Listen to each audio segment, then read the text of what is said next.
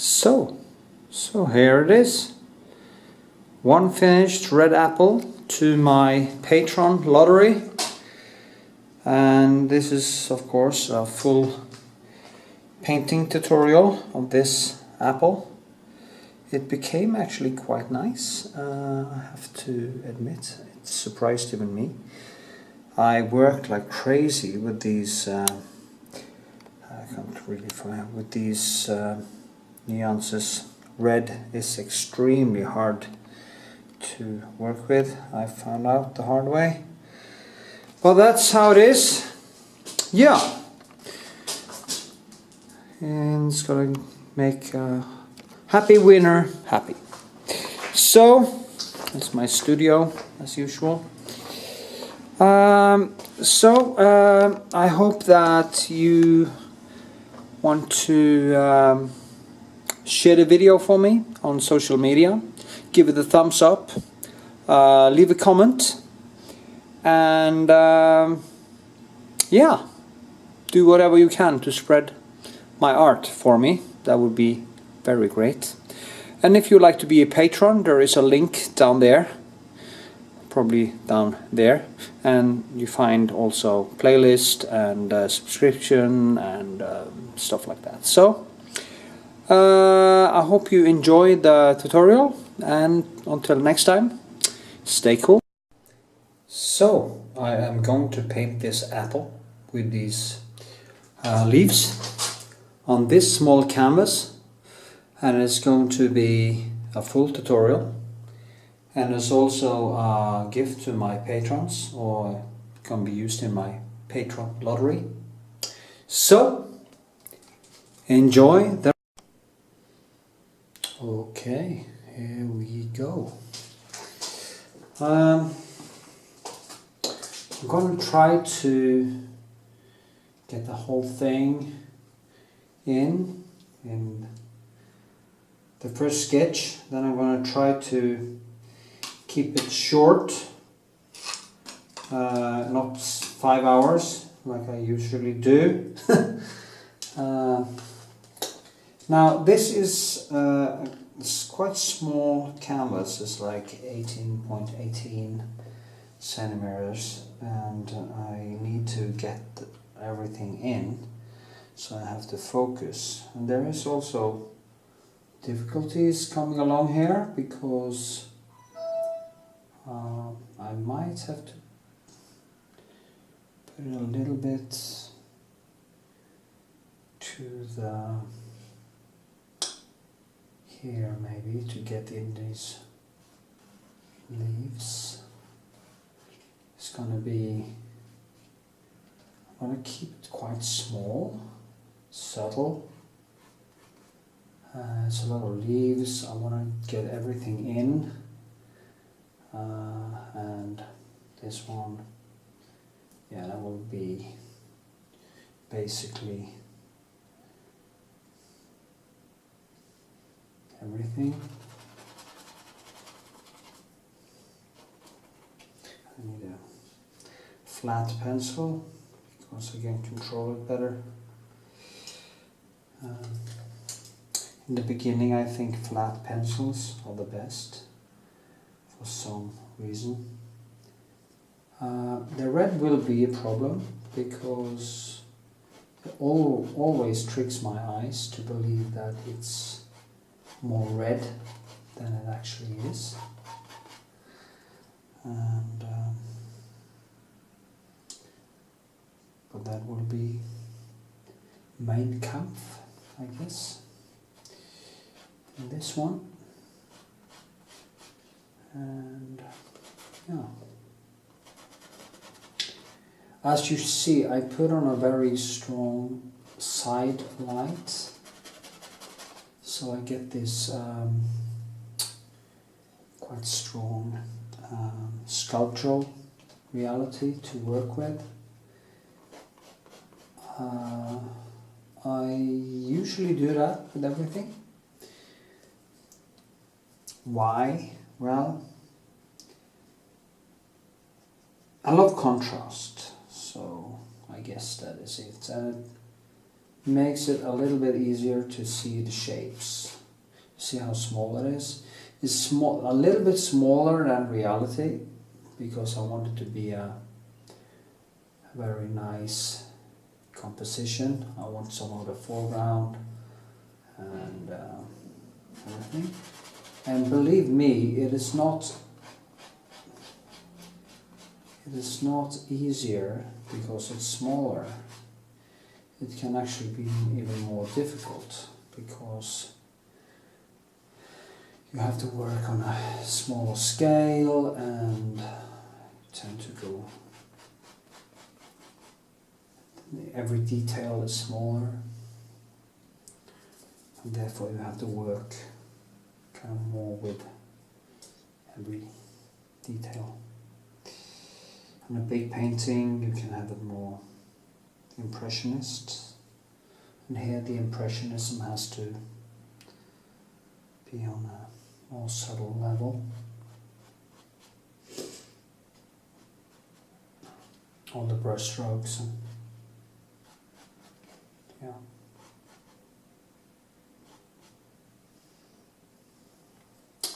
I like giving myself problems, so yeah, that is what I'm going to do. Now it's quite bright behind there, and the leaves that is coming in there is even brighter.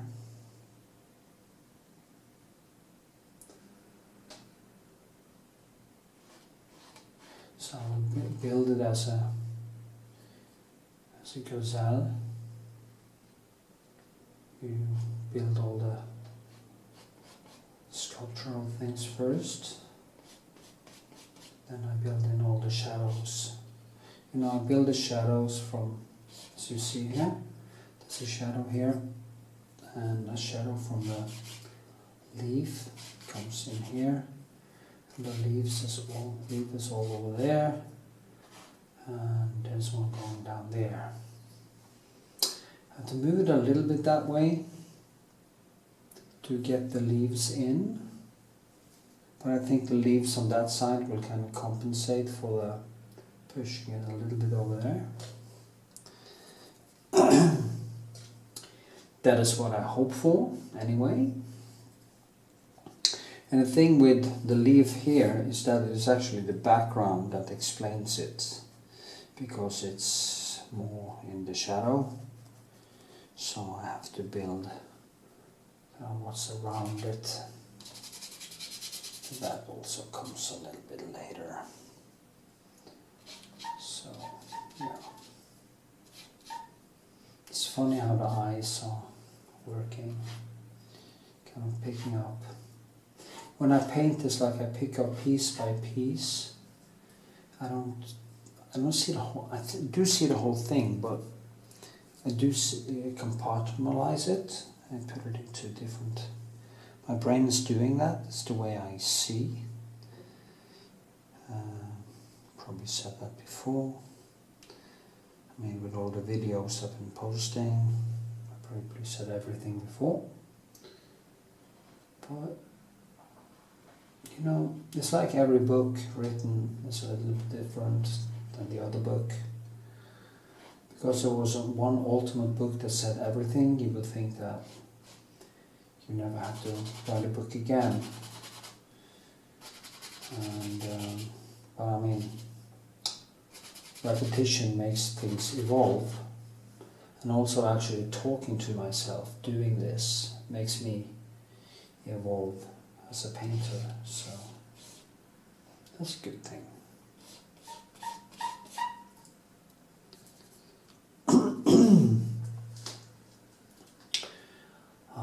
Yeah.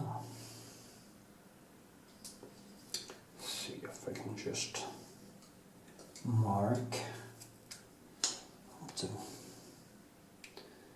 leaves. I was actually thinking about picking one apple and paint it in one go, but I realized that the leaves tend to change in just a few hours. They kind of dry up and curdle, so I just have to leave behind that. Because if it just had been a sketch, then I would have been having to use photo to finish it, and that wouldn't be my thing when it comes to. I mean, if I paint something from a photo, I like to paint it from a photo.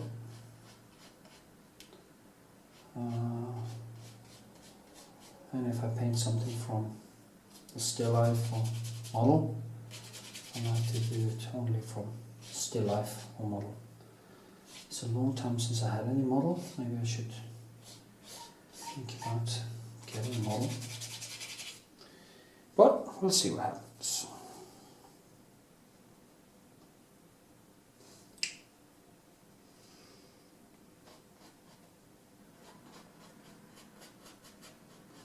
I really like that yellow spot.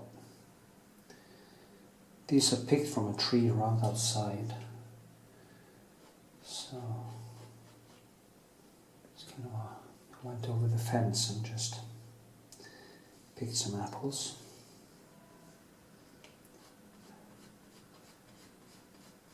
So.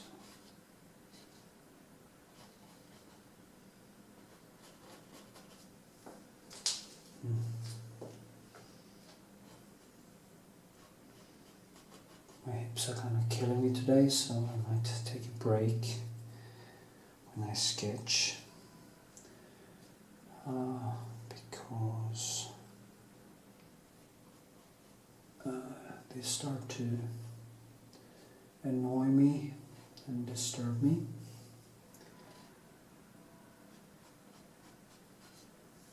My arthritis.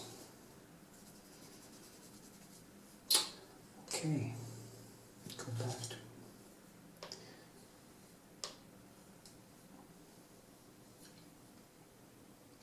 but I will try to show you the whole sketching process in one go.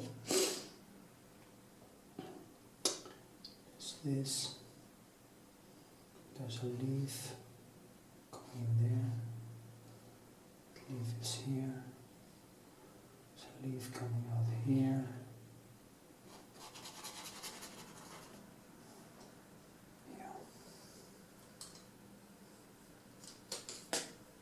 Should have had a little bit better pencils. It's a little bit hard.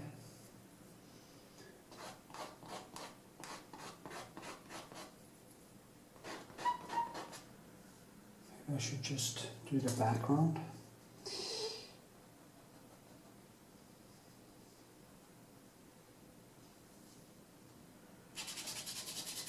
If I do the background, it's easier to see.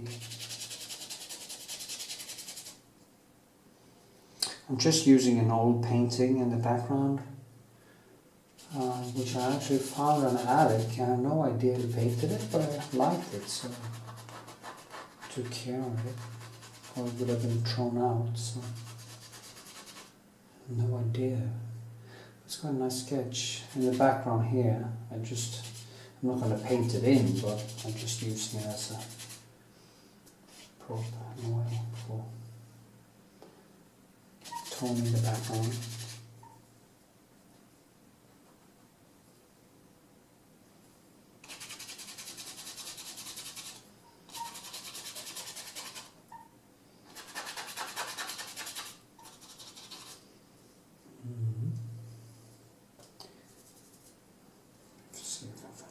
Pencil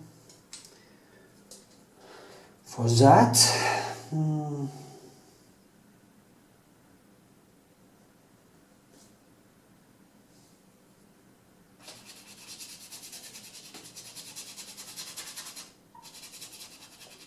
I usually exaggerate the colors and then I just keep toning them down as I go along, finding the right hue and the right.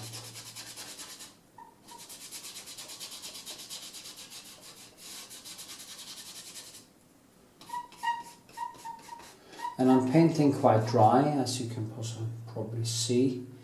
I'm not using much medium in the beginning. That would make it very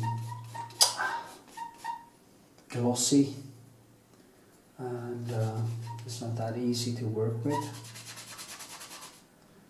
So, yeah. Strange sound. Staphylli. Now, there, there's that leaf I was talking about. Something like this. Oh, so annoying. Shut up!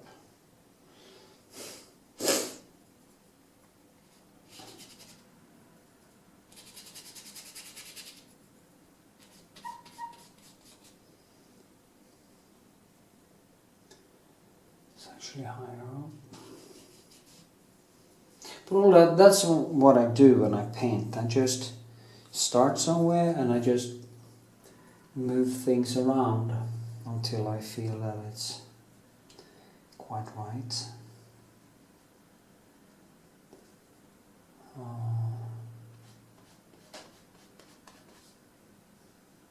Yeah.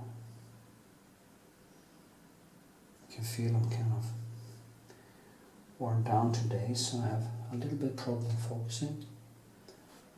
Been training a little bit too hard yesterday, and my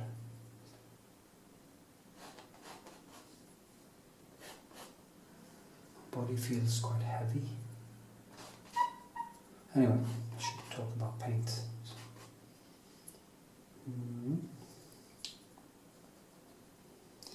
Stay on the topic of paint. Okay, filling in.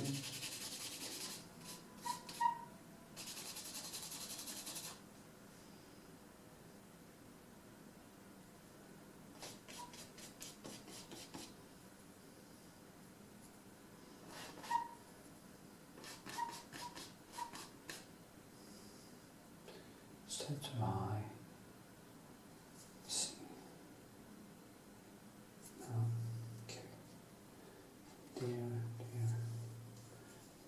There's a foreground.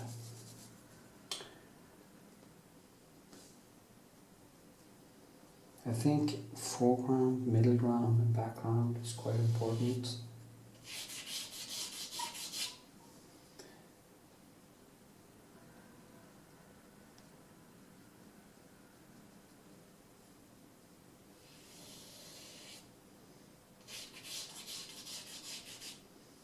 So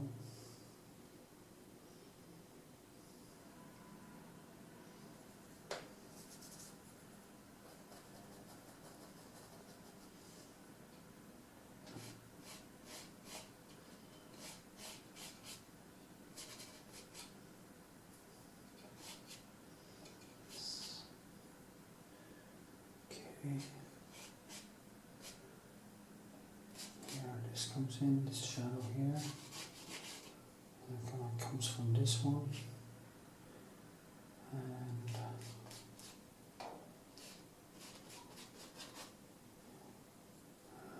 there's this one. It's kind of like click, and you start to see your brain just start to pick up stuff when you get into that flow. So,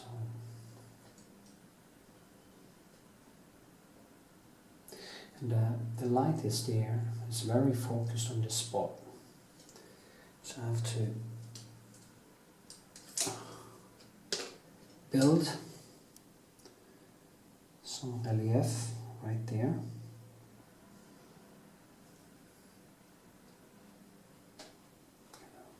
We'll build over time. We'll build more and more.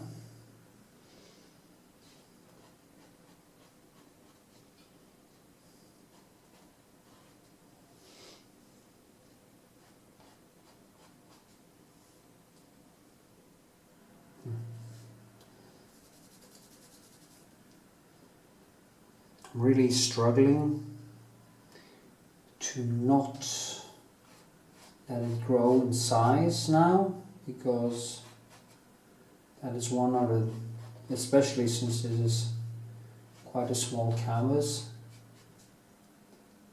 it is even worse to keep it at the right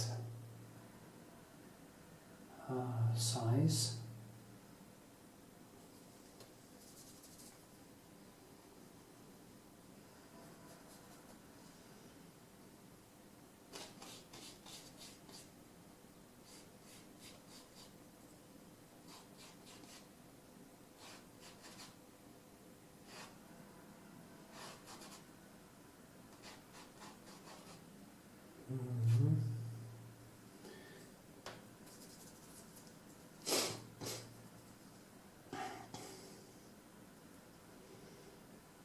Maybe I should try to make a bigger one on the same motif just for fun.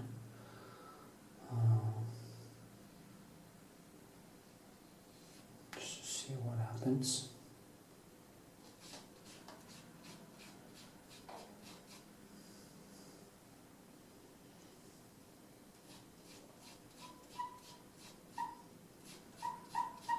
It's a background.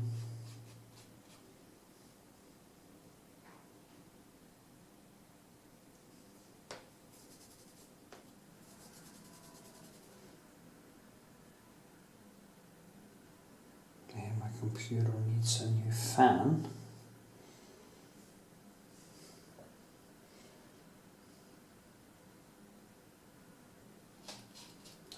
Well, let's see. There.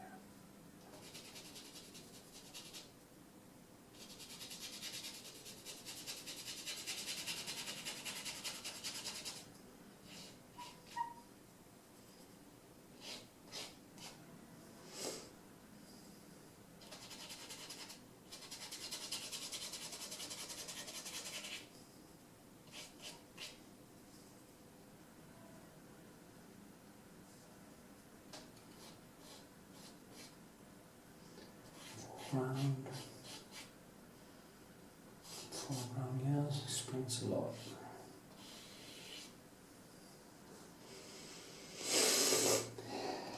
Okay.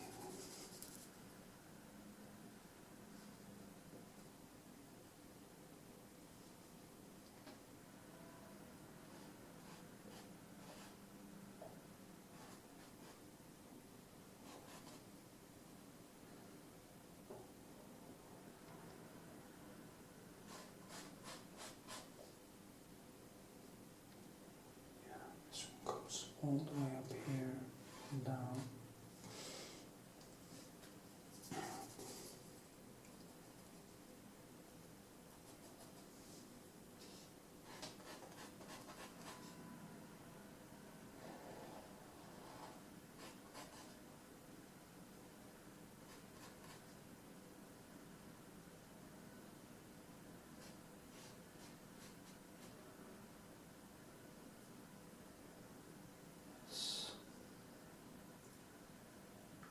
Okay, this one comes here, this one comes there, and this one goes all the way out there. And this one comes down here. There's this thing.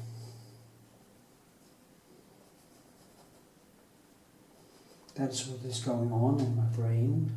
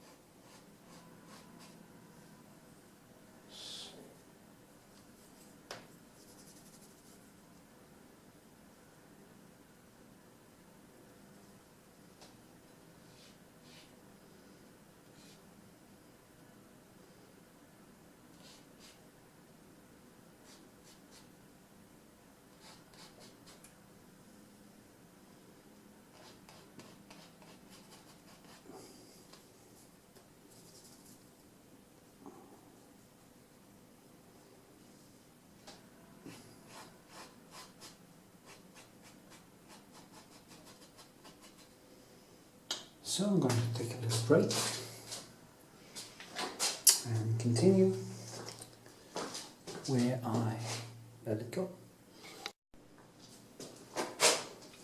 Okay.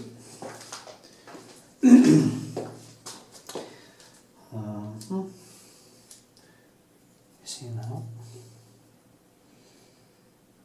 if I can get this right.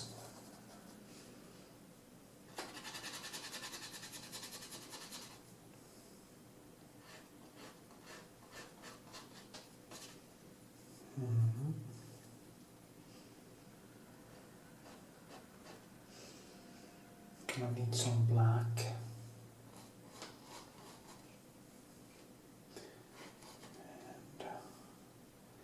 And the nuances here is quite close to one another, so that's going to be a challenge. Oh, shit. But yeah.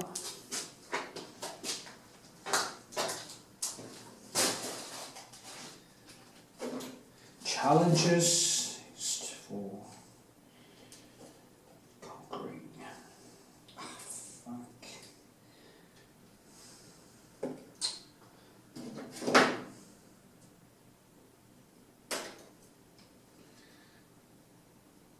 Oh, something. Can't get the black out of the tube.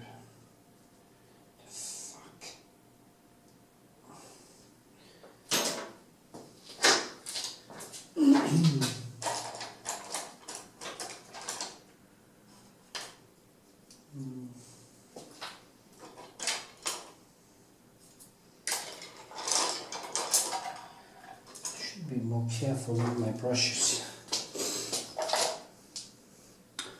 Keep letting them dry, and that's a big mistake.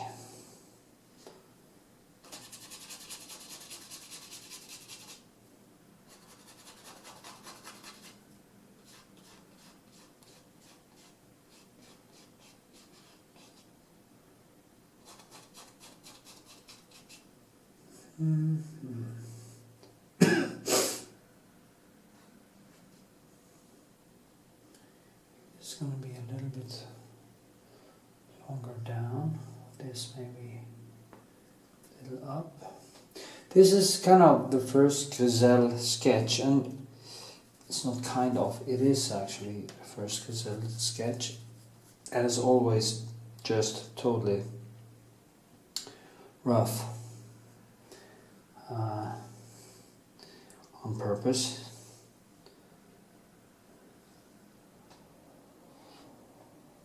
It's like you are putting on the first layer of clay on a sculpture. You just try to get the bases right and try to build the right shapes for the next level. And but as we know, clay doesn't have to dry between the layers. This have to. So usually where I get into trouble is these things that goes like this, and things that are behind there, stuff like that. That's where I personally get into, and it's always how what it stands on. That is also often a problem.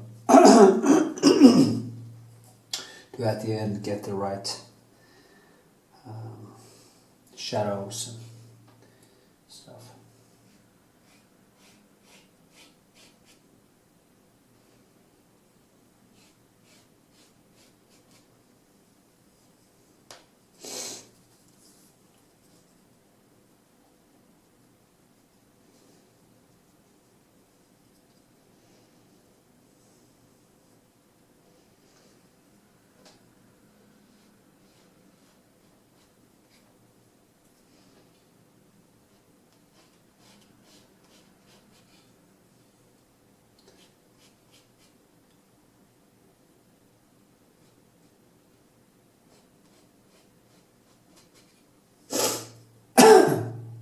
I think this has to be more out there.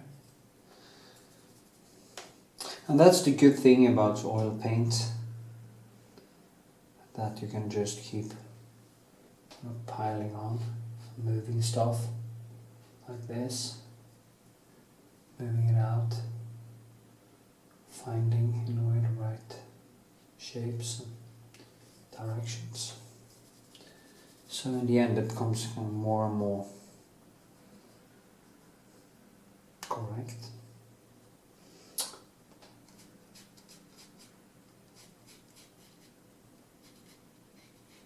There was a girl, I posted a video of me painting one of my bigger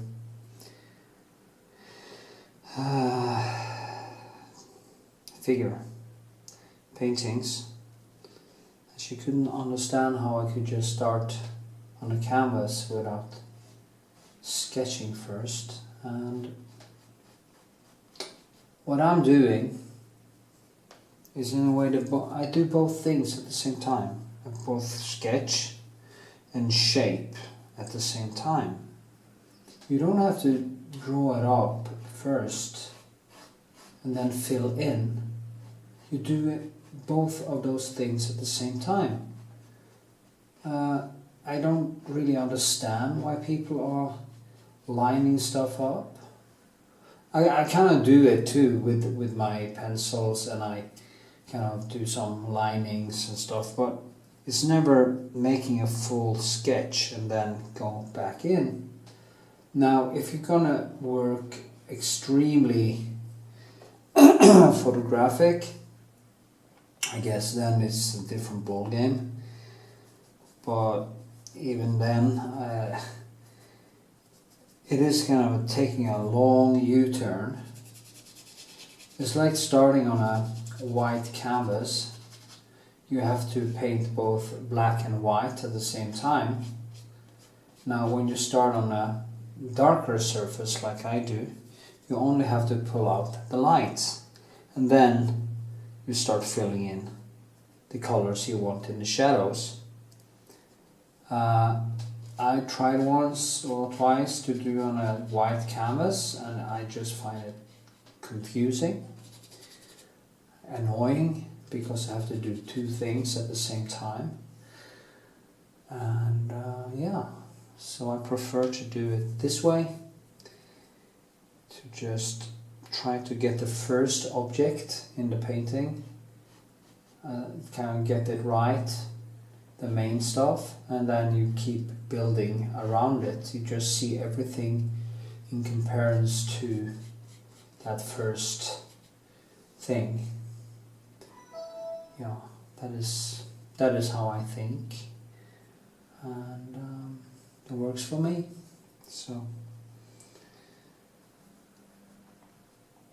but so if you take some people, oh, your paintings look so photographic, but if I use a photograph and you took the photograph and kind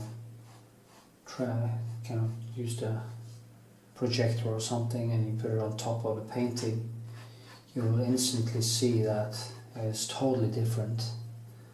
I haven't been able to get everything right because I didn't trace it with a I can't get everything right with my eyes, but that also gives it a certain amount of dynamic, and yeah, so it's always approximately right. Almost right. See now. Yes, basically the same. Now this one comes out here. The shape of the apple is a little bit different. Comes more out here. As you can see now, I'm starting to make the apple a little bit bigger. I have to be very careful with that because it's easily a trap. Start making things bigger and bigger. I told you before, I saw a video where there was this girl in art school who was going to make this sculpture. I think it was a self-portrait or something, I don't know. But she kept on piling on, she couldn't get it right and just kept piling on the clay. And I think she used up all the clay in the art school for that one sculpture. And she just couldn't get it right. And I told her that, well, it won't be better if it just keeps on growing. And then she, of course, she got angry. But I mean, for heaven's sake, she was using up all the clay in the art school, basically. So, and in the end, it looked like the sculptures on Easter Island. It didn't look like a human being at all. So don't let it grow too much.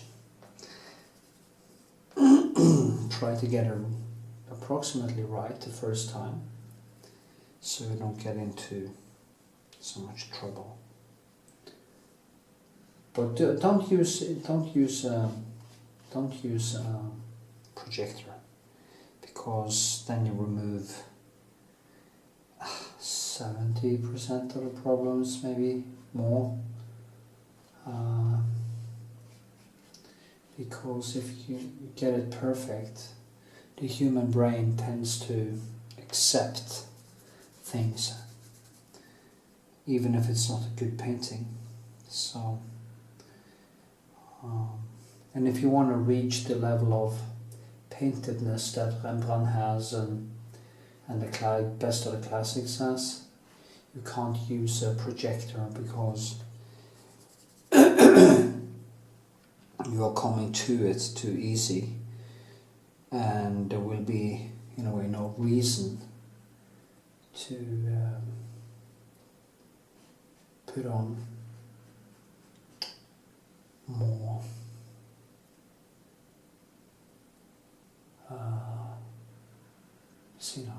put on even more paint. It's like I almost felt like letting it go out of a picture here, or a painting. Just let it. But I have to keep it like this, like this. The problem here will be the frame, I can see now, but I'm really not sure how. Well, it's kind of one apple, so it should be inside.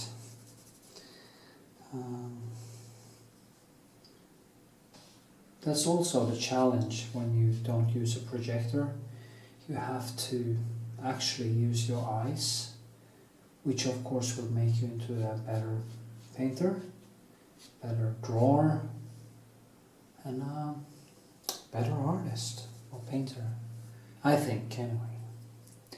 This is my opinion, and it stands only as that. Okay.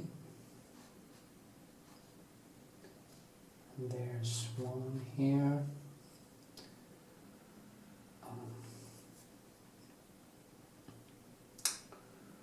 Yeah, I'll figure out this. I think the composition is quite okay. I will go a lot back and forth with this, and I work with it, because there's a lot of stuff happening. There's a shadow coming there, that leaf also, like this. That kind of creates that shape, and then you have the spot on it. It's actually further down. There's also stuff that I see after a while. I just start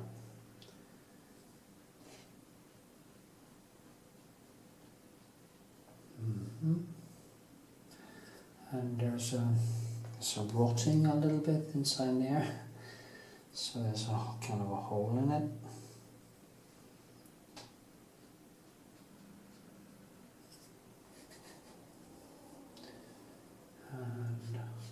this. It's so small that it's hard to get more paint into it the first time. So I'm gonna quit now and I'm gonna let it dry, because then it would be easier for me after it has dried to start shaping all the other details.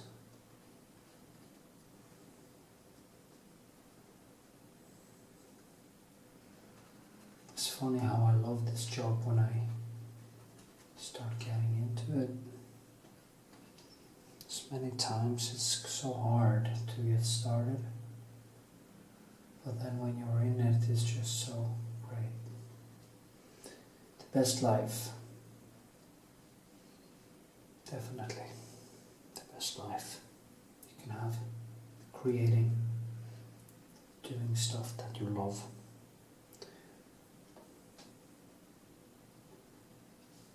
So here, just roughly putting in it now. Don't take this too serious. I saw a woman on Instagram the other day who made some really nice sketches and remind me of how I used to sketch, because I used a lot of time. I wasn't that skilled, and I used a lot of time to get the sketches right, totally right, like almost finished paintings. And I love them, they are beautiful to look at. I don't do it like that anymore. I just try to get some kind of start, so I can go in and move everything around, hours and hours on end. Did I go all crazy? Sometimes I just I'm standing with a small painting like this for hours on end. Not like this, because the sketching process is quite fast, as you can see. There's no sweat. Well, it's a little bit sweat, but not too many tears. And when you get further into it, when you meet real problems, that is when you are really starting to fight. It starts to fight you. So, okay, behind here, there's a shadow inside there. Yeah.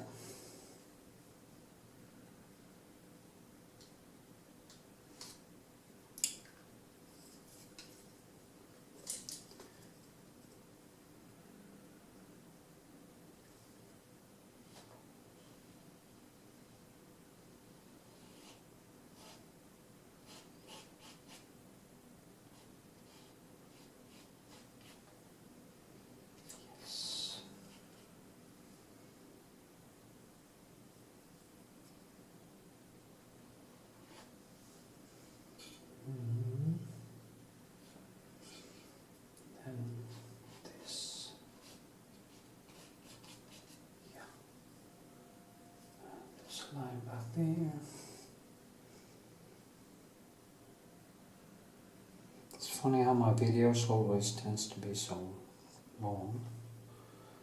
It's no wonder, because I kind of feel like showing everything in every video. But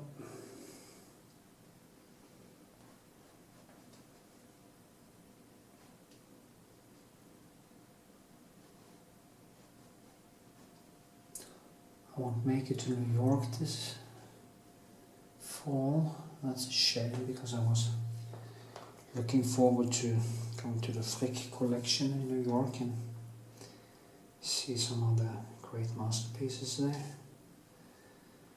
One of my favorite galleries in New York is the Frick collection. It's really beautiful.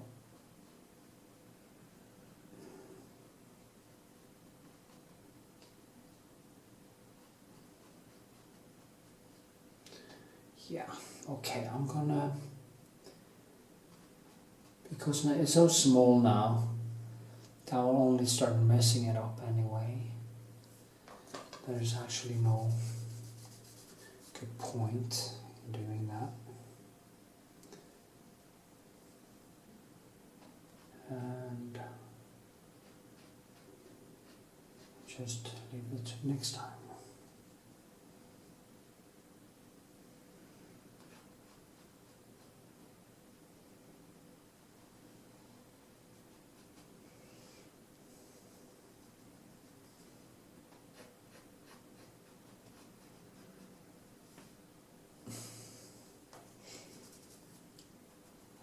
I'll probably go back and forth with this 100 times.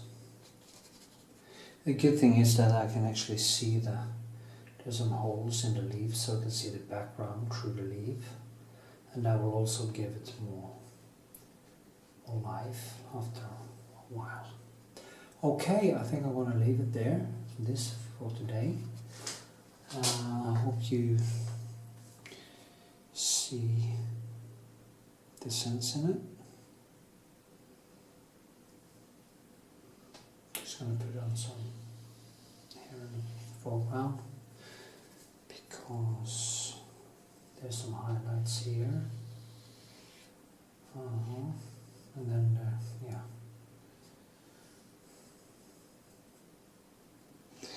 It's funny, I've been using this surface for years in my still lifes. It's one of my favorite surfaces. It's just an old box, and I like the surface it stands on for some reason. It has the textures and stuff. Anyway, I think it looks fairly okay. It's not the best, but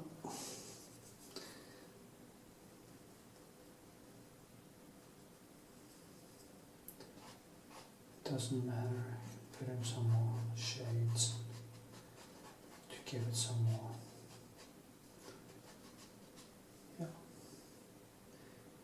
Yeah, I'm just going to leave it at that today. I'm going to let it dry for a couple of days, and then I'll do the next layer.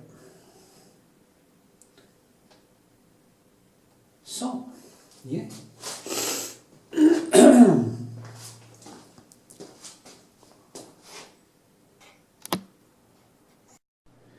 Okay, dokie.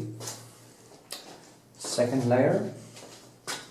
I'm gonna put on some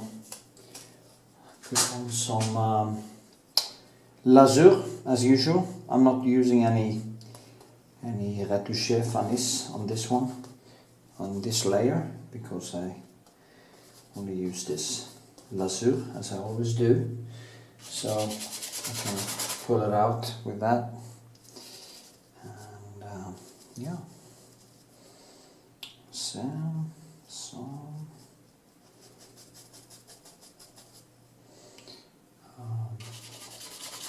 just to live it up a little bit, get something to work with.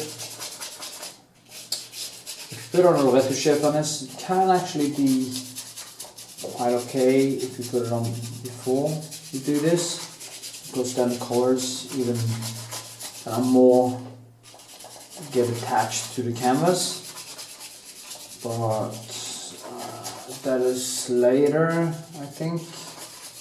Sometimes it's, yeah, some, and then I with my spoon, painting spoon, to scrape away the excess paint, excess oil. See how it just, it's quite fun to work with this quite small painting.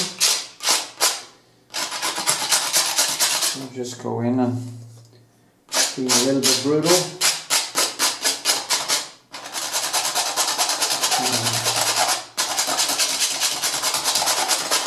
So, okay, then I just start with the light areas. The brightest areas, sorry. That's more how it's pronounced, I guess. As I said earlier in this video, the red here is quite vivid, so it can be at some time difficult to get the vividness in it without stiffening up, but I'm going to do my best, which of course I always do because I'm such a great person. Yeah, that was a joke. Well, I am actually a great person. I'm a nice person. It's called nice. I'm nice with a nice. It can actually be quite nasty if people are bullies or pissing in my ear. So,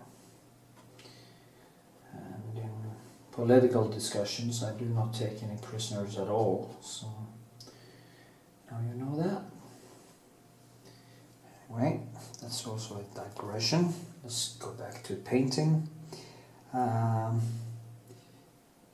Here, as I say, many people, they do a sketch, like maybe 2 layers, 1 layer, and then they stop, but I will keep on piling on until I feel that it has the right amount of 3D effect. I really love the 3D, so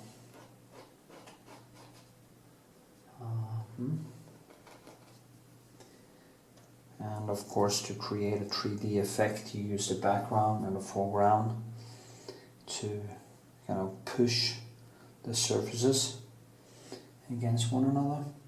Now, I do think it's kind of, I do make these videos basically because I like teaching people. I like the thought that people can learn something from me, but also to document my life and my art. So, yeah. And as I said probably many times before in videos, it actually makes me more aware of what I'm actually doing. And I also think it makes me into a better painter because I teaching myself in a way while talking, become more aware of what I'm doing. Of course, most of the painting time I use on a painting is when I play music, as you see in some of my videos, or when nobody's looking, and I don't film. That is when I go much deeper. If I could film all that just for a small painting like this, it would be probably the longest video on YouTube. As you see the sketches, it doesn't take that much time, but everything from sketch and out is very painful. Not at this level, but the next level, then it starts to really become difficult. And most people don't go there. They think that, oh, it was a nice sketch and it was kind of instant gratification. Get this bang for a buck because you get these nice brush strokes, and that's called impressionism.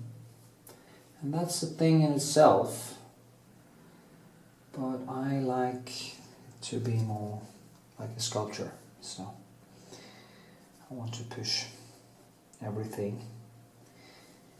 I think I'm kind of a closet expressionist because I'm not a photorealist in any way. Oh, your paintings look photographic. No, they don't. They are too vivid in the colors.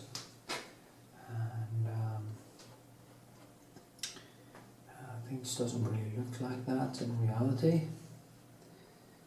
So I'm not a photorealist, not by a long shot.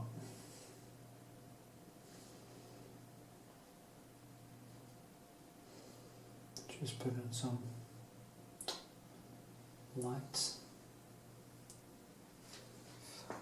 You know, my hips are hurting, but now my knees are hurting too, so that's not good.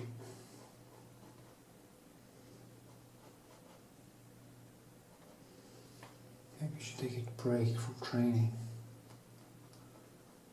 My body has been well used these years.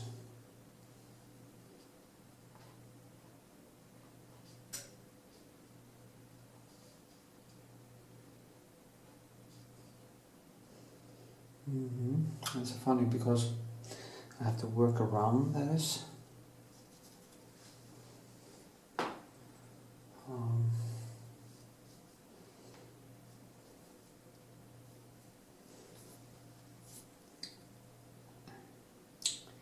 So the leaf will be in the dark, and then it's the things around it that will kind of bring it out. It's quite fascinating. I just have to find the right color.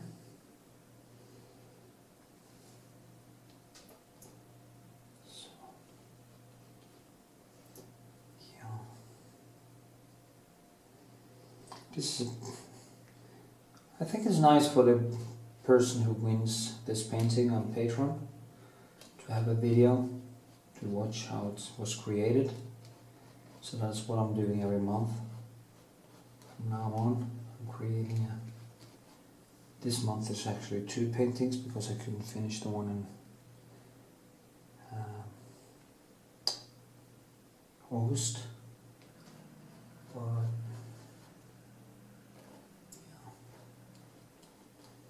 this month is gonna be really a lot of work. Also have some exhibitions coming up, so I have to multitask like crazy. But I wanna just stick to the painting, stay home, do my yoga, and lose some more weight, and focus. So, yeah.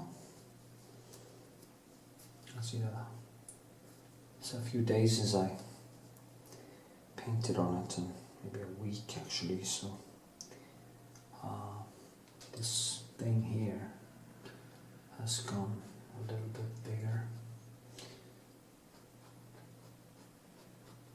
A spot on the apple there. But it's kind of, I just picked these apples, so this apple right outside in the garden, so that's why I have the leaves on it, and it's quite fun to work with. I've painted a lot of apples, and I kind of love painting apples, but I have never actually painted an apple with leaves on like this, so it's quite a new thing. I also bought today bear skull or cranium. It cost me a good sum of money, but I think it's worth it, so I'm gonna start doing bigger still lifes or object paintings of craniums and animals and birds and everything. So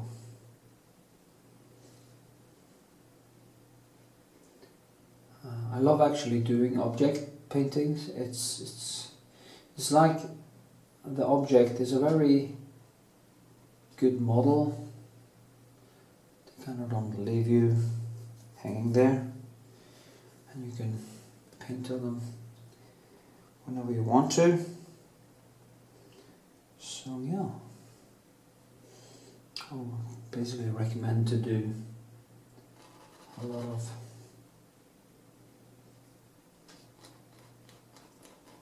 paintings like that, or object paintings.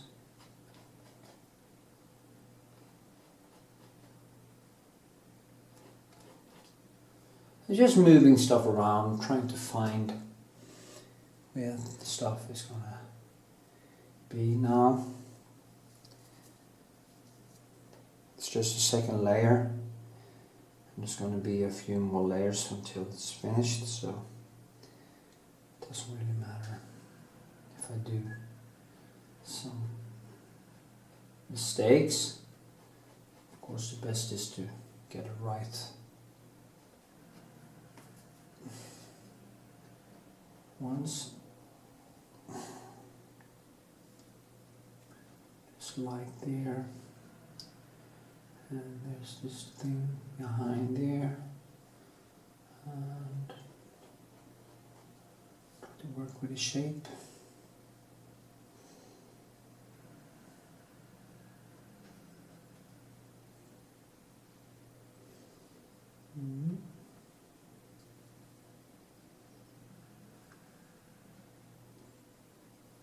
Okay,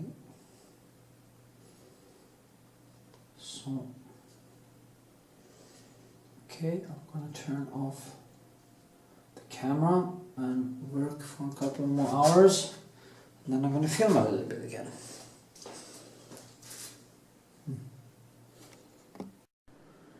Okay. Yeah, I've been working for a few hours on it. And I can see it's kind of becoming something. It's a lot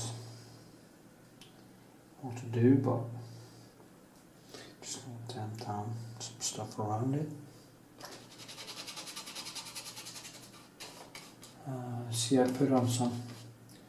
What I do is I put on color, and then I just go in. I take the clean color, the pure color. And then I go over that again, and if I want to bring it up a little bit, I just take some more yellow, greenish, and I just keep mixing the colors on the canvas. The point is that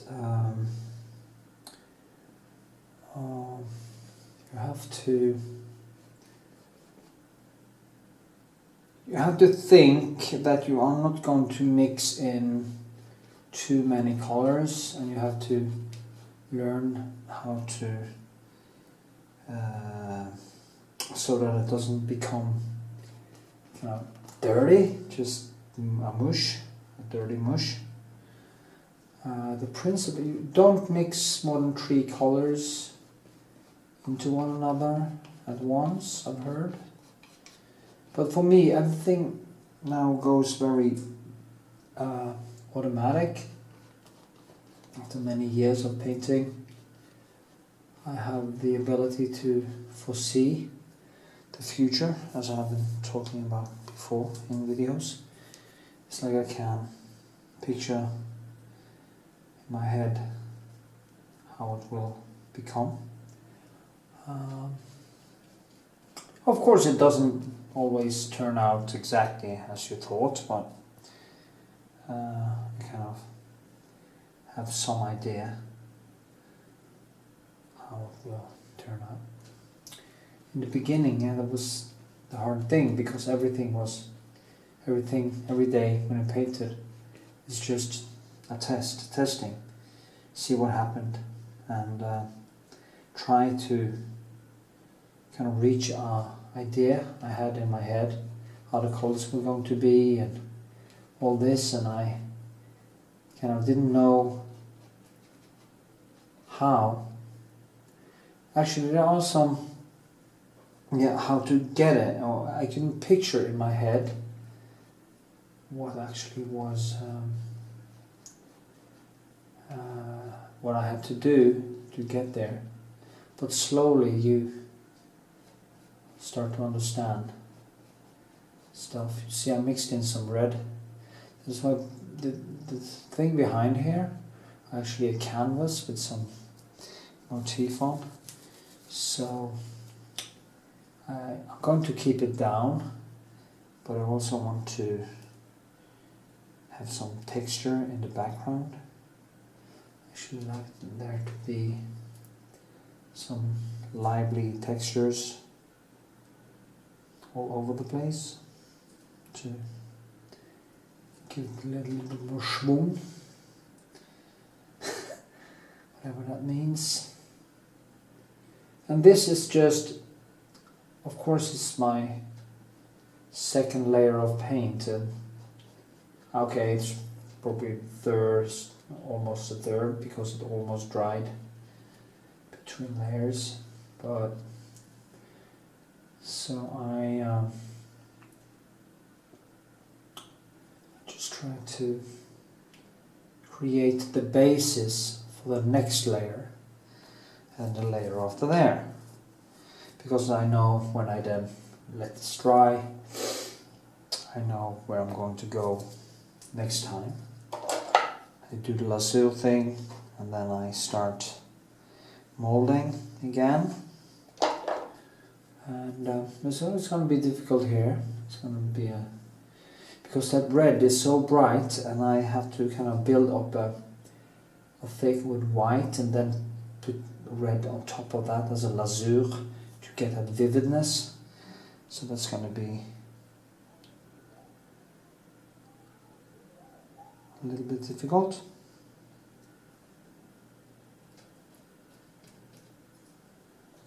So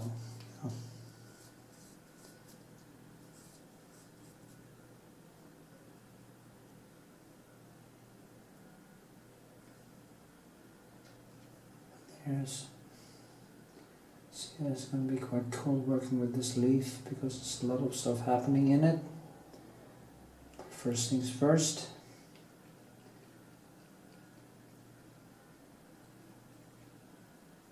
Kind of see how it starts to get more shape.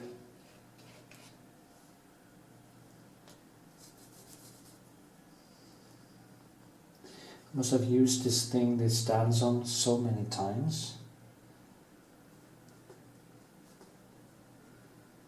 I kind of like that. There's a yellowish, reddish yellowish color in the foreground here, which also give it this depth. I just put on color now, and then I of course work on top of that later. It's funny, I used to use actually more this thing here, but more and more as I paint I see that I'm kind of trying to more and more do this whole surface with these pig or boar pencils.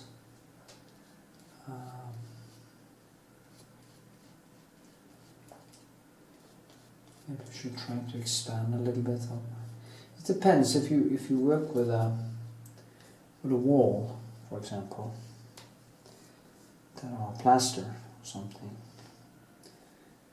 or cement or something like that. It can actually be a good thing to use these.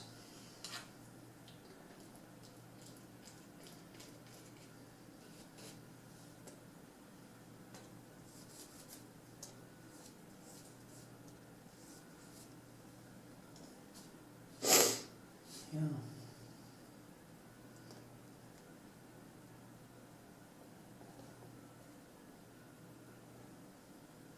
Here there's some dark. Try to make all these textures and go back and forth.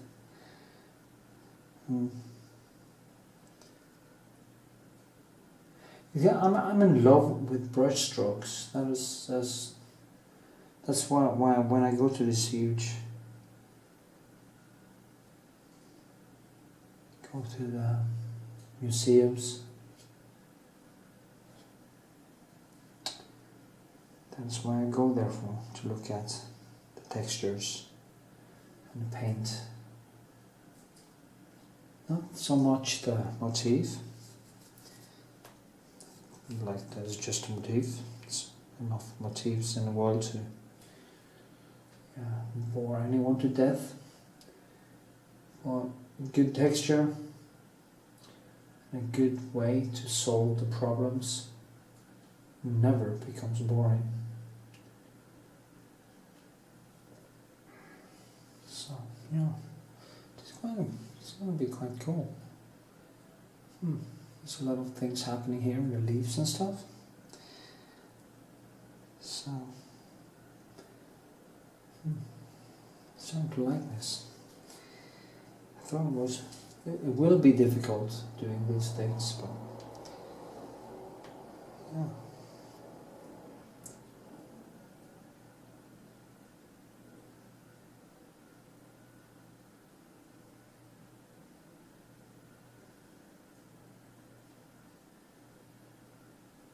Now there's a hole there.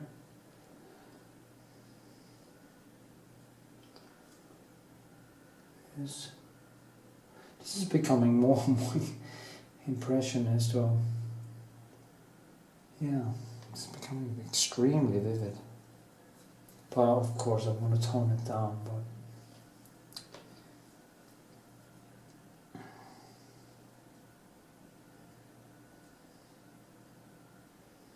sometimes I feel like I paint the colors so vivid that it's almost embarrassing. Strange feeling. So over the top.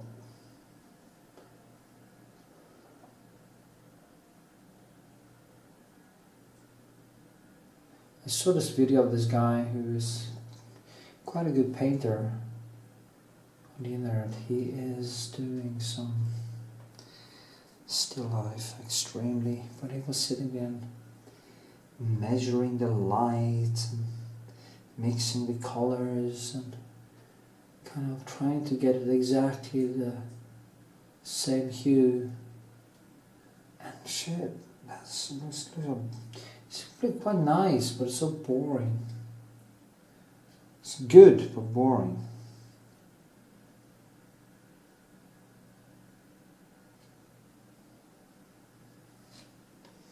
And when he has that technique, it's quite easy to create paintings because it doesn't challenge the subjective part of it. It's more, when I do the painting, I become very subjective. When I absorb things, I tend to overdo everything. It's like my personality is like that. I just exaggerate everything.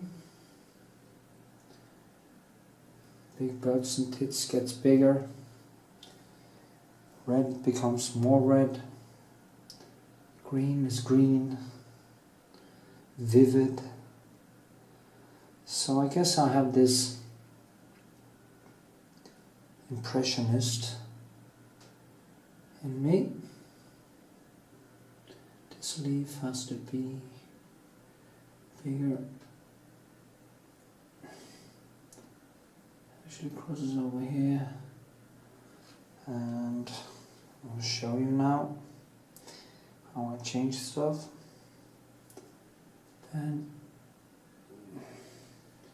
leaf is in kind of two parts, so it goes, then it comes in underneath here,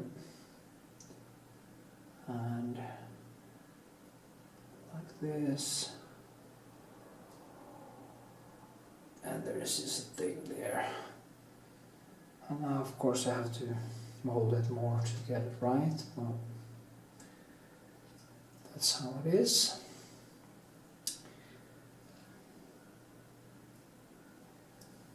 And there's some light there.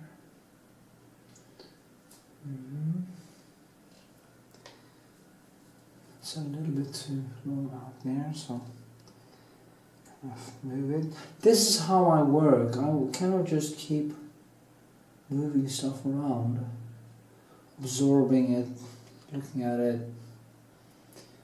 Coming closer. Oh yeah, that was a mistake. It's actually this one that was going to be more out. So removing that was actually wrong. Yeah.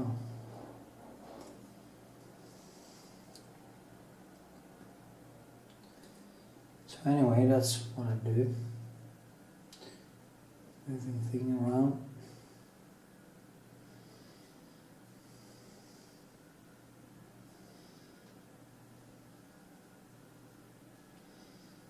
Yeah. Actually goes all the way over here.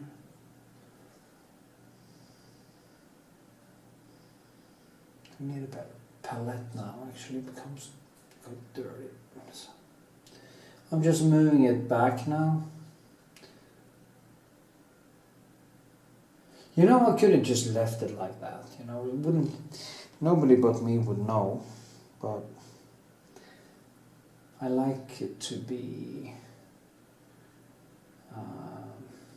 this is just a gazelle I'm putting on now, so I'm just adding the colors that I'm going to paint over mine. That's dried.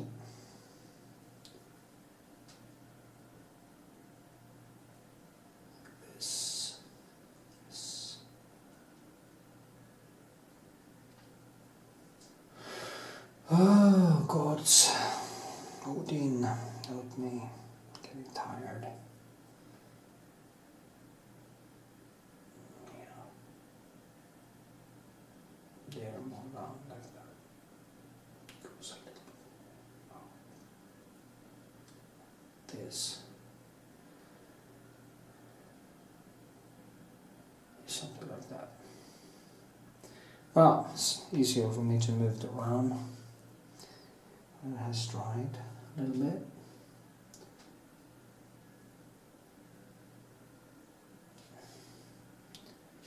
And there's some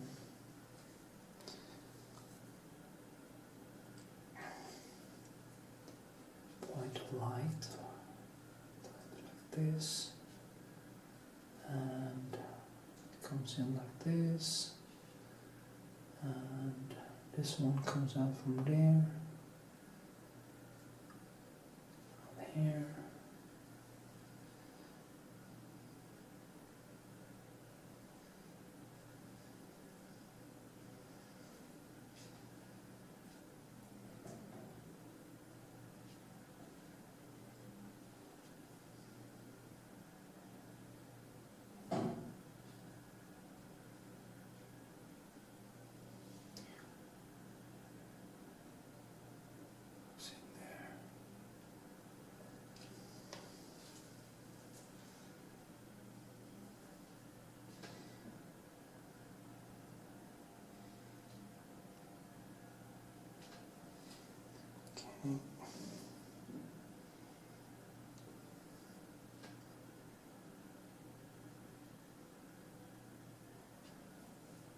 That's the stilk, as it's called in Norway.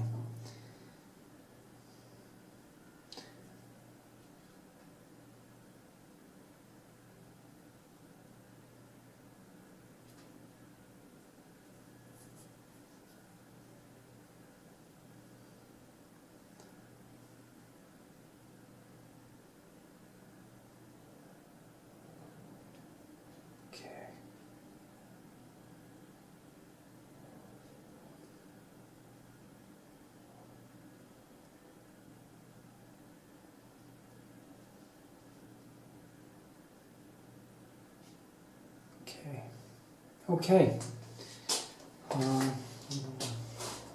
Stop filming and film more later. Yeah. Okay. Here we go again. Putting on the lasur for another layer. As usual, I fucked up some pencils. That's stupid. See? A little bit of blue and a little bit of red. just to tone it a little bit, so it's easier for me to see. See it all good now, and I was a little bit too much red, and just tone it down. I'm going to paint over it anyway, so it doesn't really matter. Just shake it up. Shaking it up. It's kind of, then you get this feeling that things are kind of falling into the room.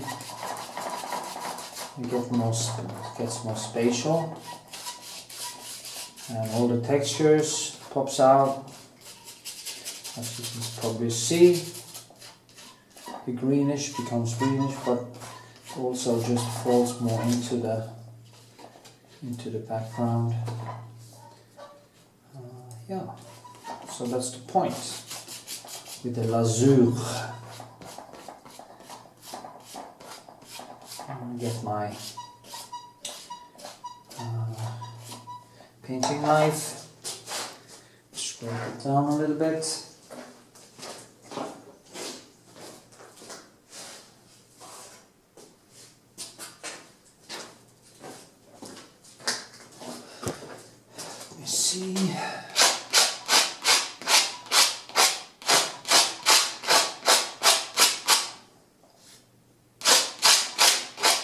I'm just going to bring it all back up in the light areas.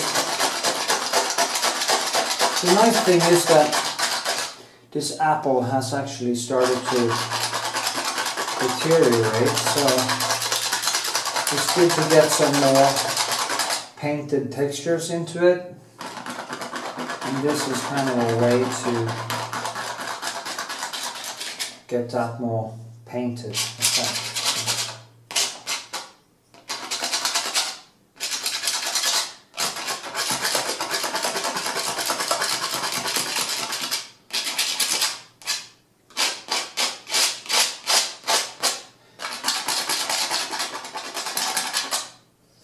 As you can see, there is quite a lot of work with just a small painting like this.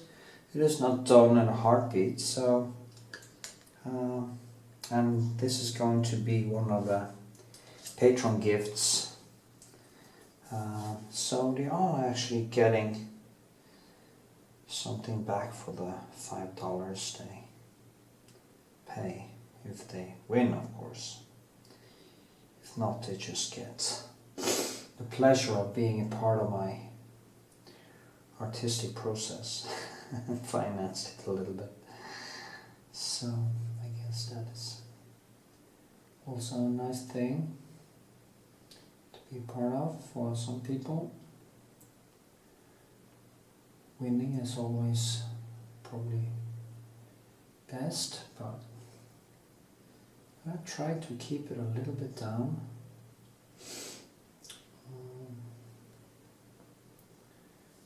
See now, and I pick up hair.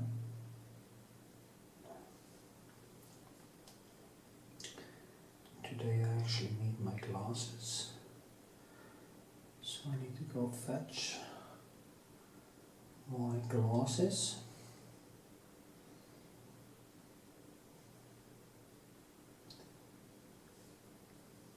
Yeah, I'm gonna fetch my glasses.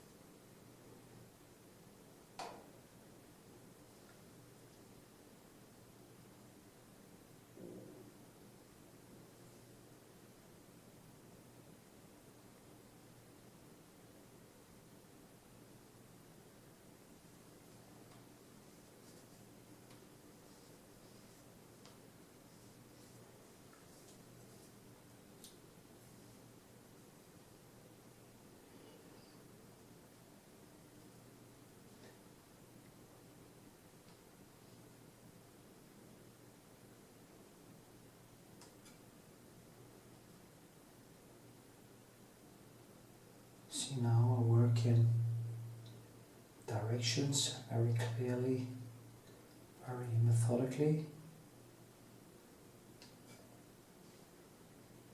and trying to find. It's kind of subtle when it came. At this point, it's quite subtle. It kind of feels could have been finished, kind of finished painting. But then again, I like to push it further. So, yeah. It's that spot with light. The thing is with the red that you put white into the red and it doesn't become brighter in a way. It just becomes a different red. So you have to find a way to kind of strengthen it or get some different colors into it to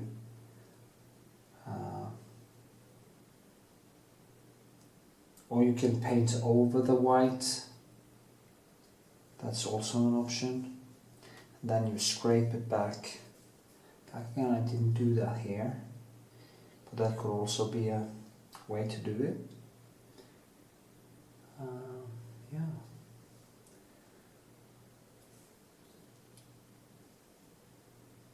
It's kind of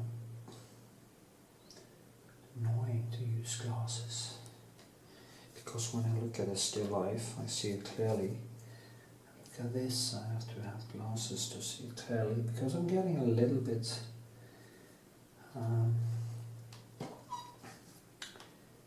not short-sighted but long-sighted. It's very typical for people who do have perfect vision. They tend to become a little bit long-sighted when they get older, and I guess that is what is happening to me. I'm getting older. That is not fun, actually. It's not fun at all.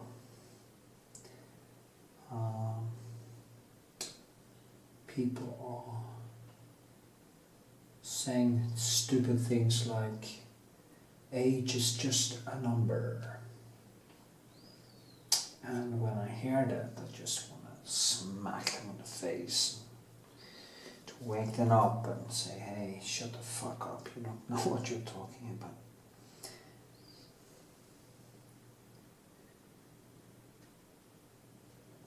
Getting older is there are very many small things that you don't notice much at first. Your restitution after trainings take a longer time. You get more easily fatigued. You don't have the same energy as you used to. Now I had a lot of energy, so I always had this totally over the top levels of activity, so I guess at 50 it's starting to become closer to normal. Still here I have a lot of energy, I have friends, so maybe I'm in the 70% now. But yeah.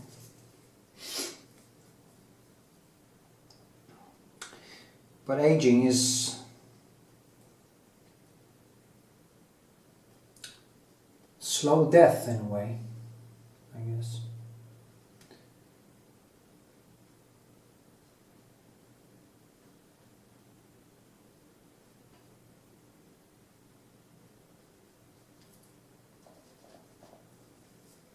So I'm going to try to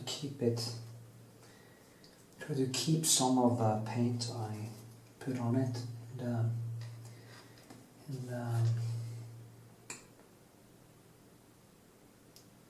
laser.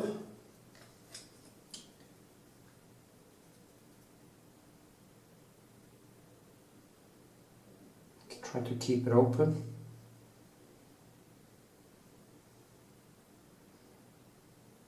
Actually, it's more stressful for me to paint paintings this small, because it's not much, you don't have that much to work with when it comes to space, and everything has to be a little bit smaller than it is in real life if you want the composition to be good. So I don't think I'm going to do that anymore. I'm going to go for a little bit bigger when I make the PATRON paintings and still lifes like that. Yeah.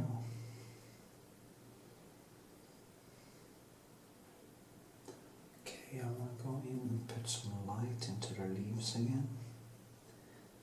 They're quite white actually, so I'm gonna.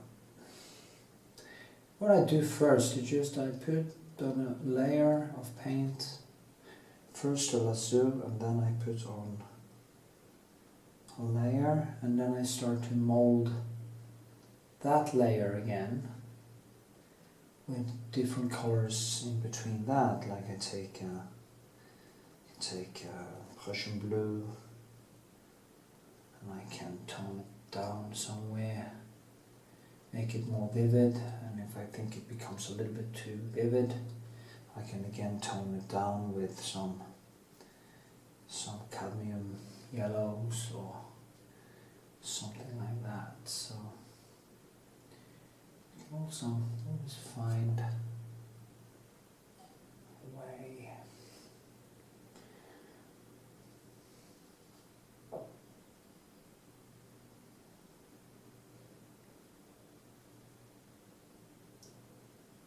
And there's a light point up here, and we have to move a little bit closer to it, so next time I film I will be more over there.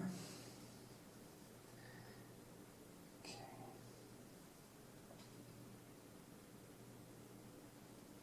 Okay.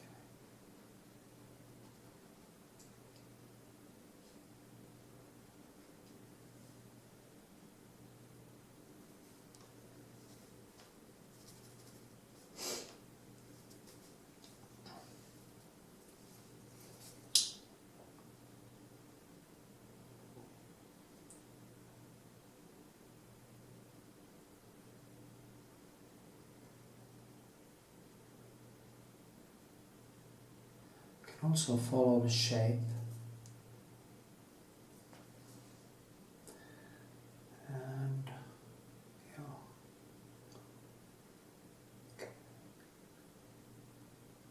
Okay. I need to finish this soon because my patrons are getting impatient. It's rotting too. I have to finish it because it dissolves. So. Actually, I was planning to paint them when the leaves were fresh, but that was impossible. It took exactly 12 hours because before, if I picked it from a tree and they just changed totally. So I just had to do it after they dried up. Okay.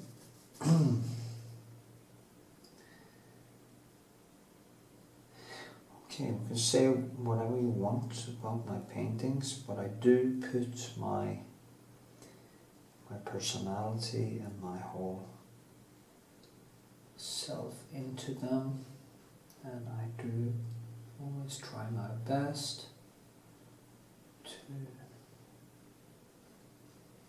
get it right. Okay. Yeah.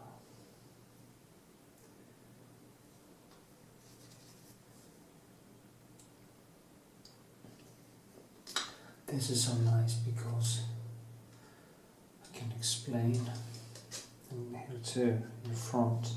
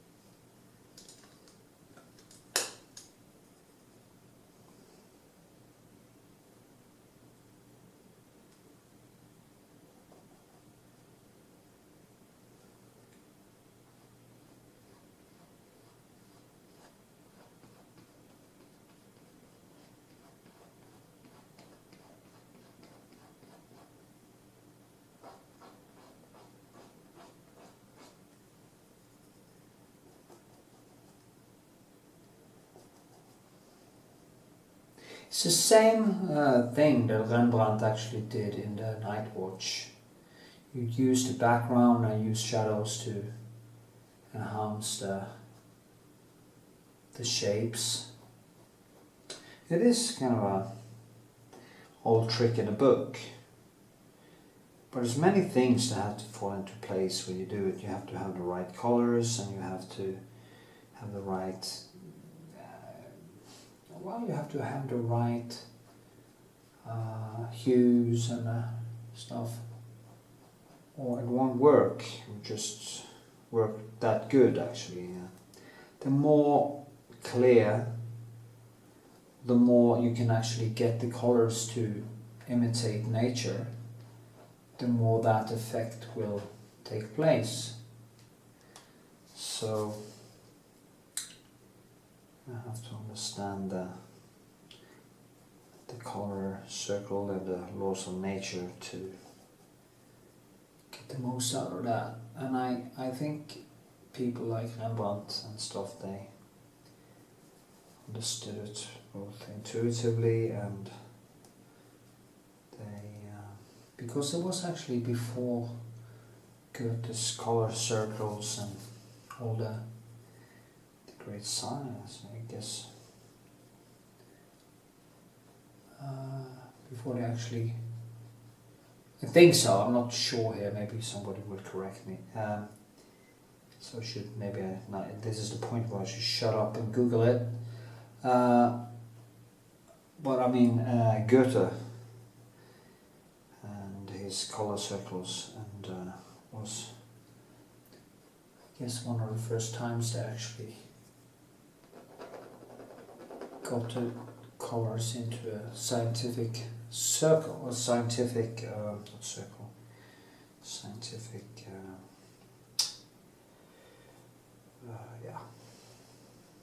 yeah, into science.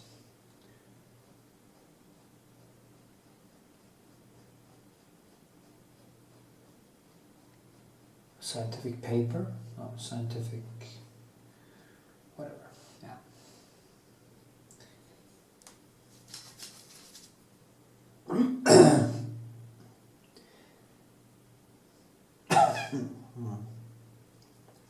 Okay, I'm gonna stop filming because it's not gonna be a 6-hour movie. And I'm gonna paint and we'll see what happens. You understand the point anyway. Okay.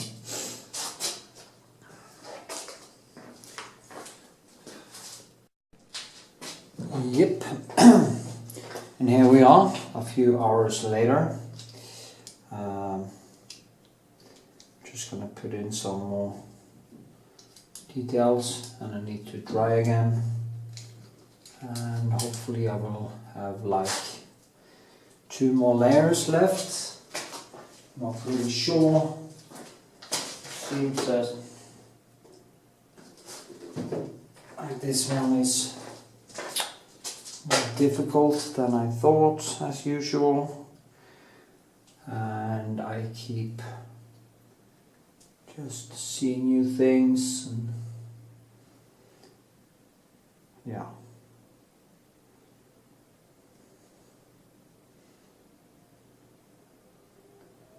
To make this thing here touch this, and also need to touch this one. It goes like down like this. I kind of have to draw it before I start molding it.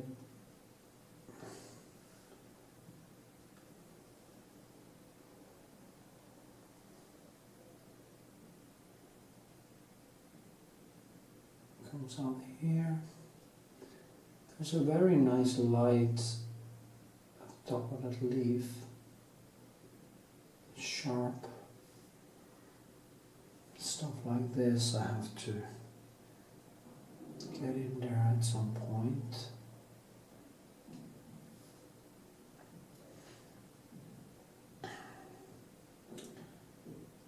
This one.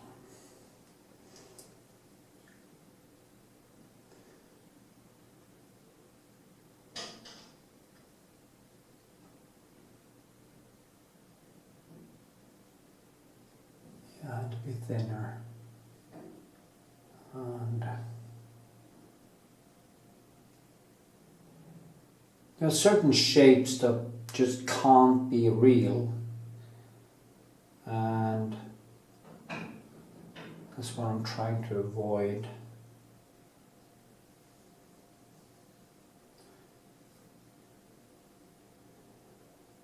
And that is what people often do, including me probably.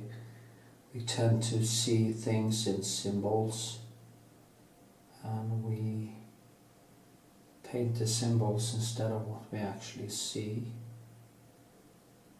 And in the end it stops feeling real. So it starts feeling that there is something wrong, and there usually is something wrong if it feels wrong.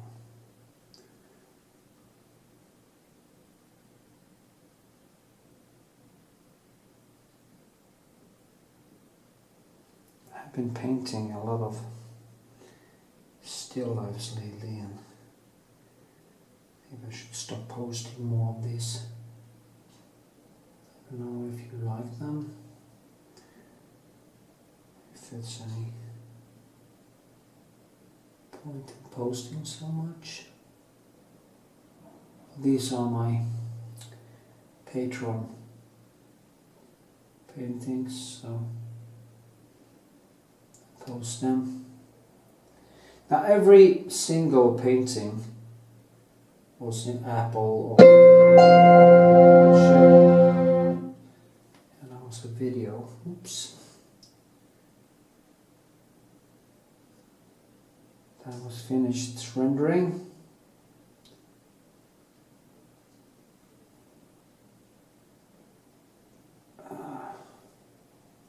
So I'm multitasking.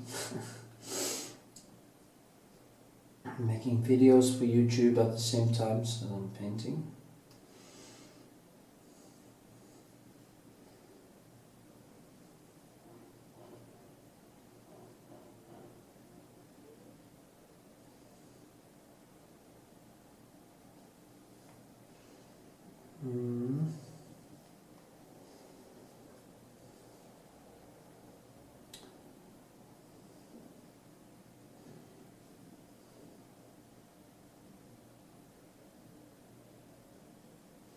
I like that leaf. And I will strengthen these shapes a little bit more as I go along.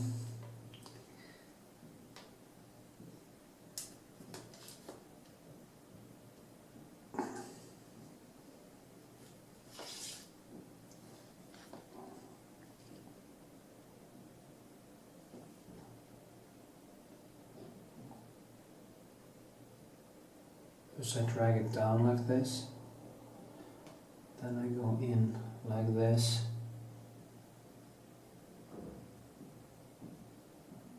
Okay.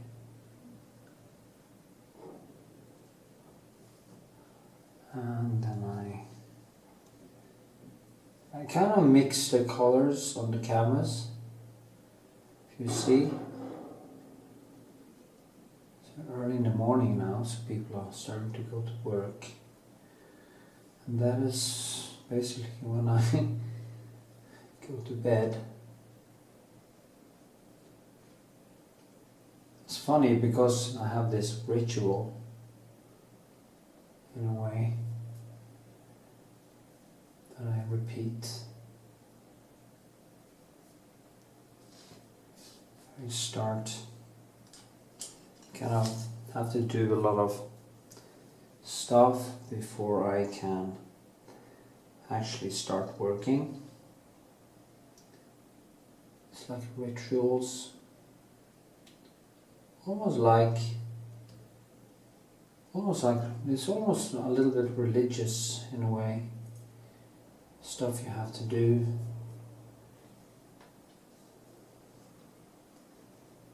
See news. Go to a cafe.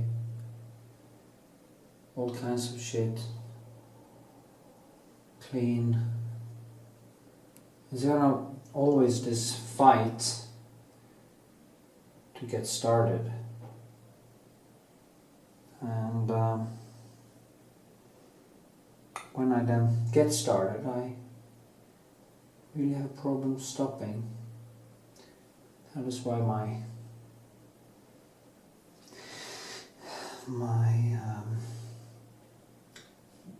sleep pattern is very off compared to normal people. That was quite fun. I did now.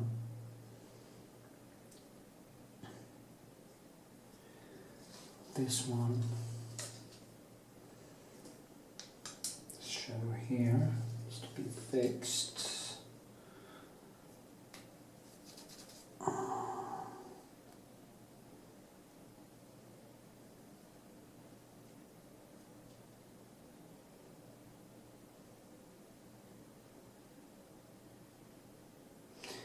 And many times I think I want to be able to get over like 2 or 3 paintings in one go, one day. It usually comes down to just 1 or maybe 2. One small one bigger one that I get to paint on too. So I need to start doing something with that ritual and kind of put always the painting first. I have a tendency to put training, go to a cafe, clean, stuff like that before, and then I start painting after I've done all the things. And what I should do to get more out of my days is to start putting painting first. So if I have painted, I can socialize, or if I have painted, I can go out, or if I have painted, and then if I don't have painted already, I should just force myself to stay home and paint, and don't train, don't go out, don't do anything. And in the end, you get more done, and when you get more done, you start to feel better, and you get even more done, and suddenly things are in sync as it should be. It is a job, this painting stuff, and for me it's what I do for a living. And one has to kind of view it like that.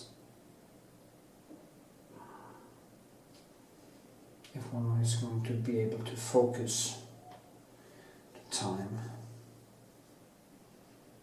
Okay. I'm always in trouble with these things down here. And now I start to think that I actually painted this apple a little bit too thick.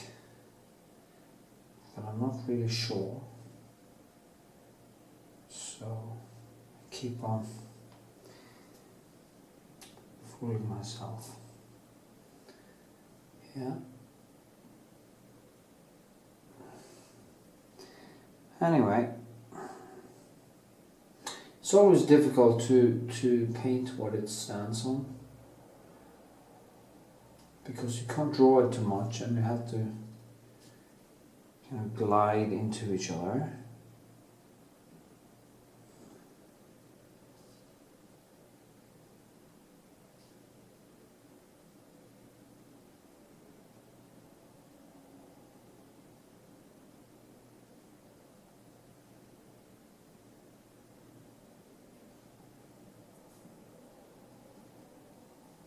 But you know, every time I paint on it, I'm getting a little bit closer.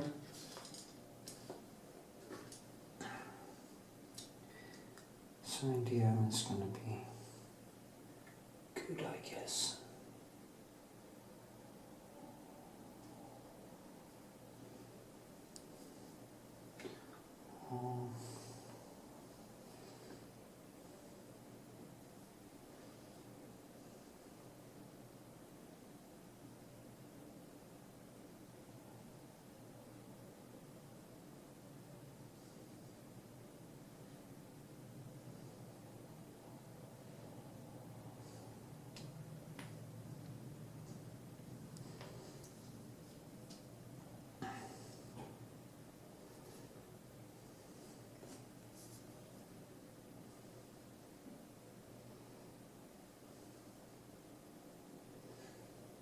As you see, I have worked myself far away from the lasure that I started with. I didn't really manage to hold on to it. It's because I kind of keep working until I painted over everything. Okay, that was kind of better, I think. The hole here starts is growing every day, so I really need to finish it as soon as possible. Yeah.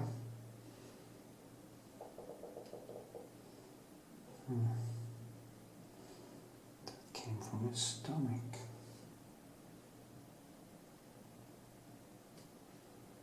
Yeah.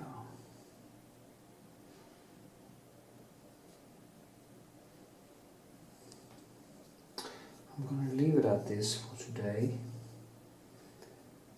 and I'm going to let it dry, just surface dry till tomorrow. And what I do, I actually kind of put it over an oven. Of course, I'm not an oven that is, I'm not frying it or anything. I just have it over, because the colors will overnight be quite greasy if you have some warmth, and then I can actually paint on top of wet paint without it actually dissolving too much or mixing in. So, yeah.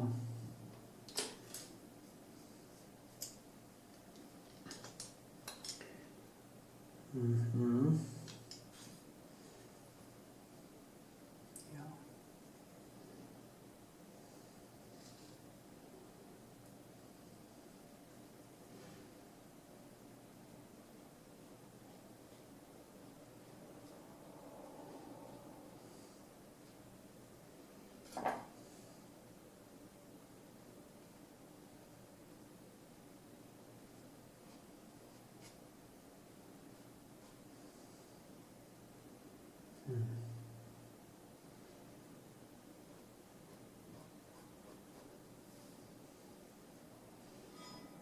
I don't know.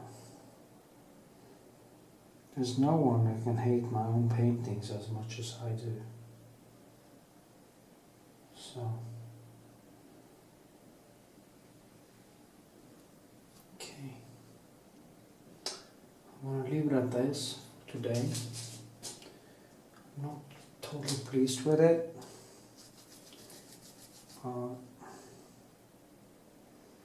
It's getting closer.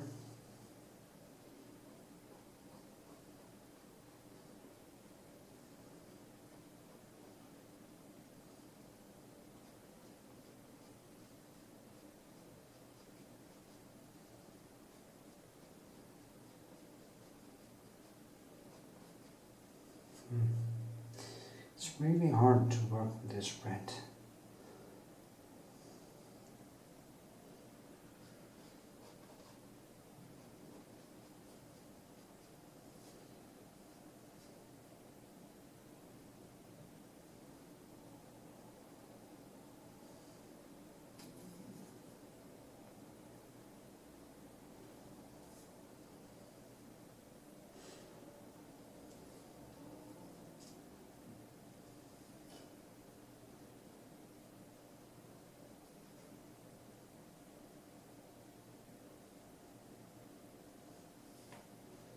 yeah, that's what we'll do for today.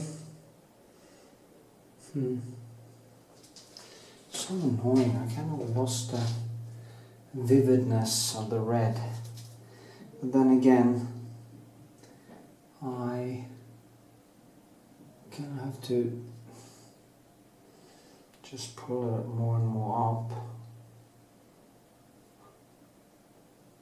here.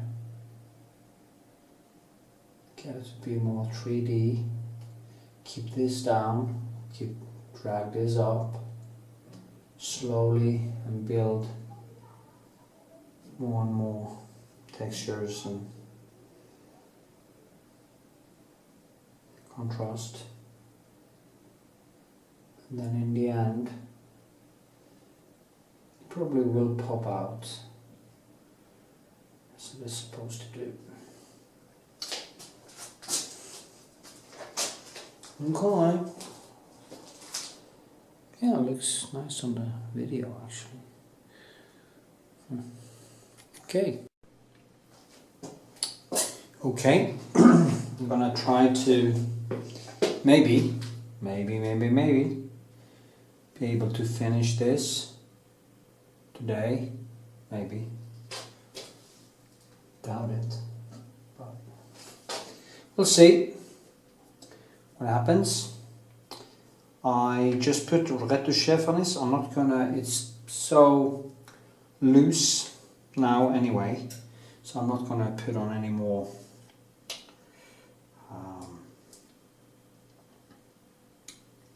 I'm not gonna put on more lasur.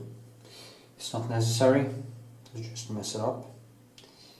So I need to go for the lights and the textures.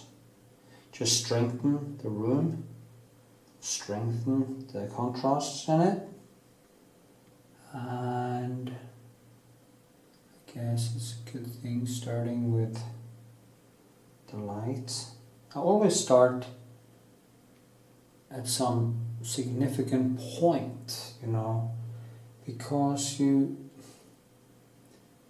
kind of want to have a starting point. And I mean, in this, the lightest point is actually, for me anyway, the most natural place to start out and let it grow, kind of grow from there. It's sad to say that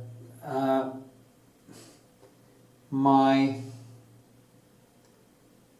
camera is horrible to catch my colors, so I usually get colors that aren't really like this when I film it. It's like the colors becomes more vivid or more poisonous, almost. I almost used the more word poison, like sour. Yeah. The colors are warmer in reality and more balanced than you can see in the videos. I think it's because I'm using the color circle as for me, I do all the nuances more in color, and I do see that a lot of painters do it more in shadow light contrast. You know, when I want to enhance something, I just take some, if I see some red or I want to enhance something, I just put red into it, and of course it makes it become quite vivid, almost a little bit unreal. So that can be frustrating even for me, because I don't seem to be able to hold myself back. Sometimes I wish I could, but it isn't in my nature. So I guess I just have to live with it.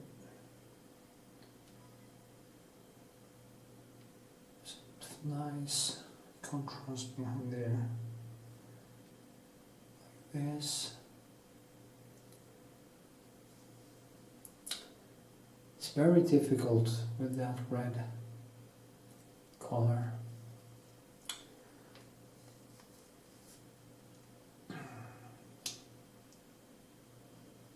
I knew it would be. That's why usually I avoid painting these red apples because it's so difficult. But I'm actually working on another one too, so. And I picked them on a tree outside in a garden, so it's kind of personal. And they have the leaves on them, which is which is a little bit different what I usually do.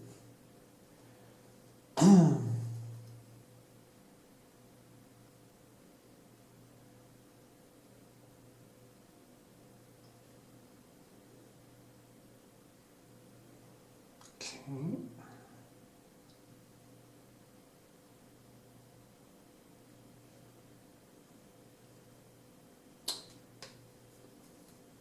Just going to go around and enhance the lights.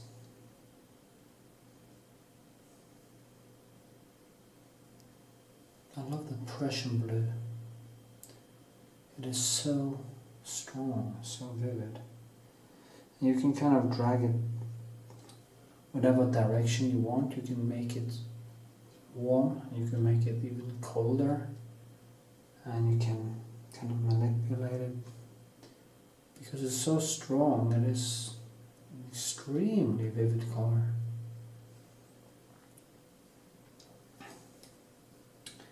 That makes it very interesting to use, actually.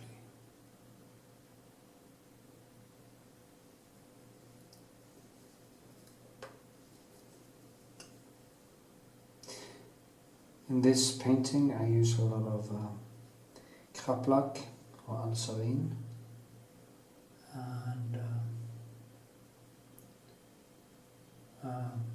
French ultramarine for the shadows.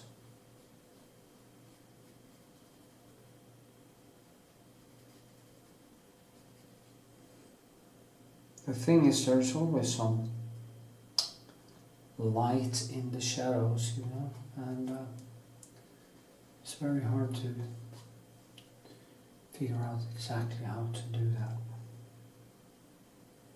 I have to push down the shadows and then drag them back up again. And that hole there is getting increasingly bigger. So I really need to finish this before it just falls apart.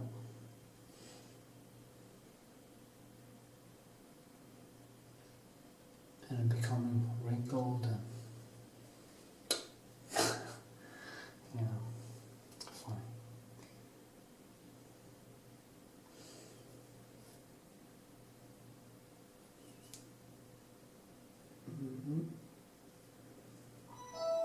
Oh, right, PZ, sound.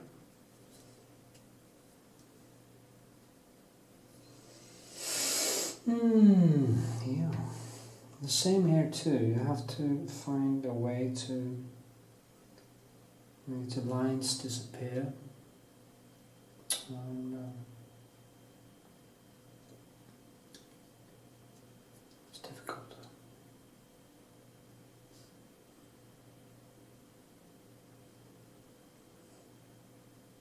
There need to be more light there.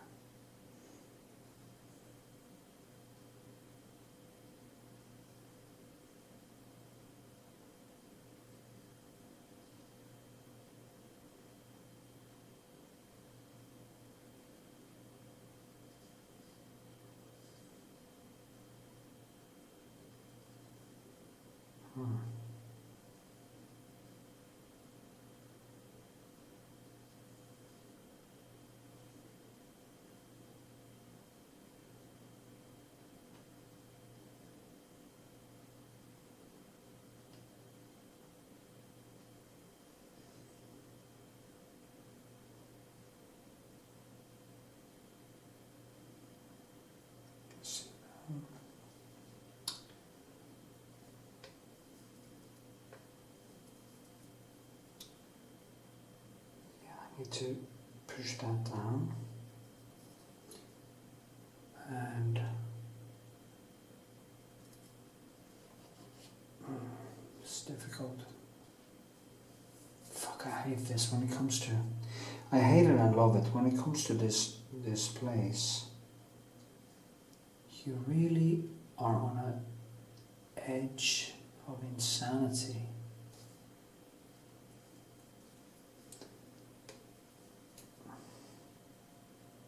Because you are on your limit of your skill wall all the time.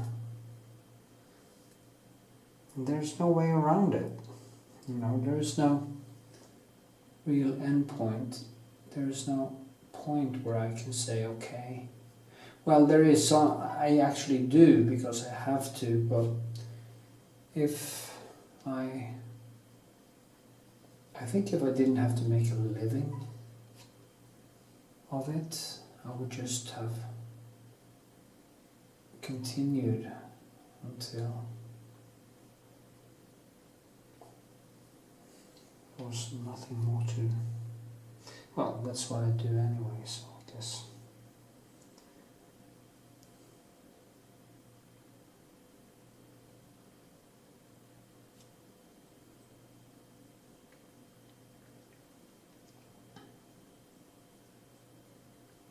It's fun actually making a painting every month for my patrons. And then I'm going to drag it a little bit more. No, just keep it that way.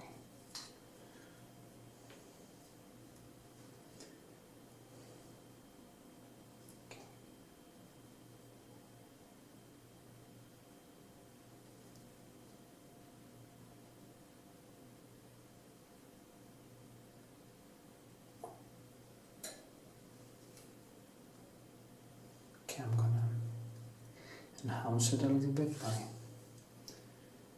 doing something with the background.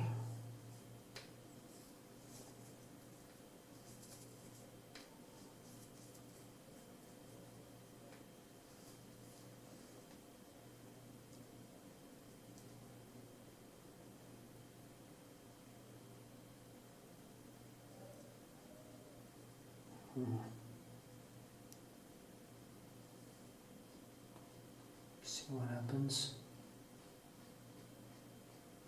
Give it a boost. A boost. Yes. In the foreground. Can I clean it up a little bit?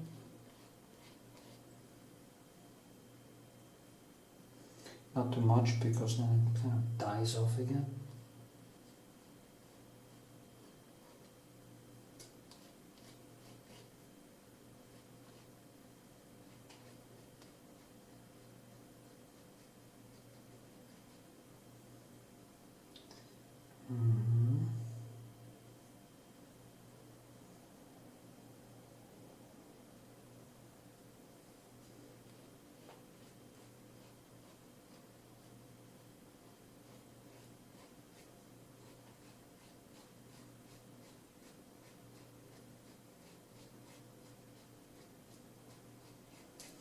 Trying to make the whole surface and give the whole thing some texture, not just a certain point, which many artists actually do, but try to give the whole surface some texture, address, I don't know. What's difficult here is the thing between the air and the apple. It's always a difficult thing to get it to sit right.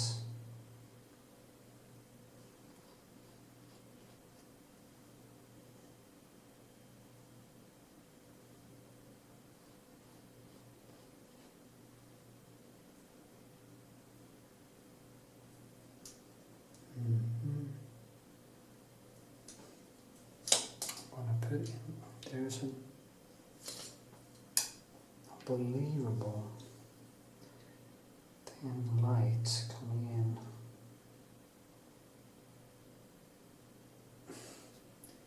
Just above here.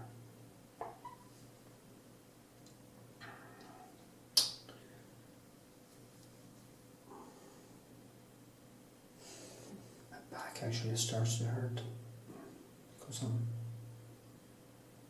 tightening up.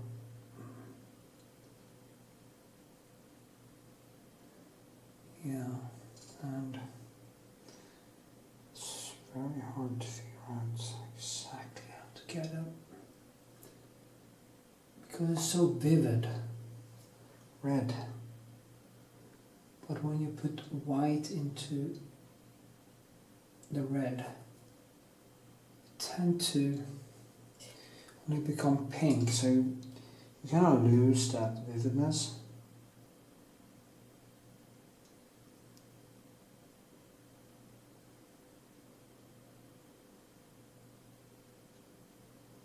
Anyway, well, it's so bad.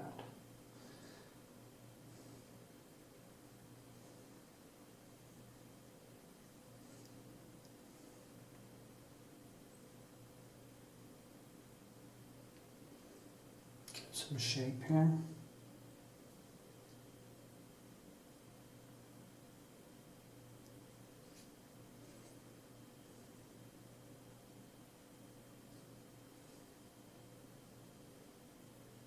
This apple has become quite wrinkled, or that skin is starting to, it's not straight, it's kind of small anomalies in it now, because it's been laying around so long, and that makes it even harder, so, or maybe easier, I don't know.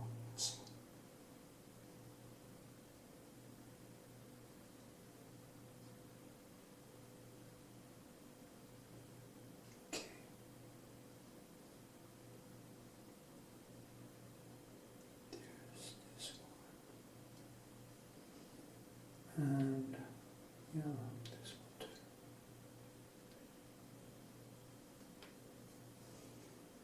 In Norway it's called stilk.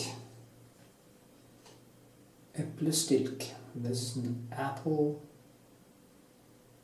stilk. I don't know what it's called in English.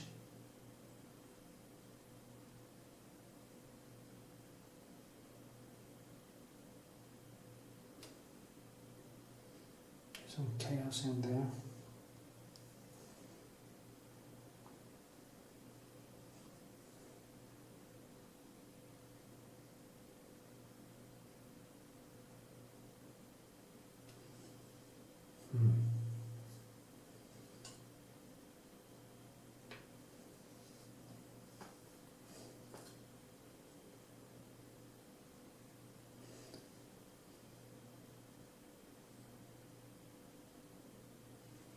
Okay, this comes from relief. Goes all the way in. But I need to slim it.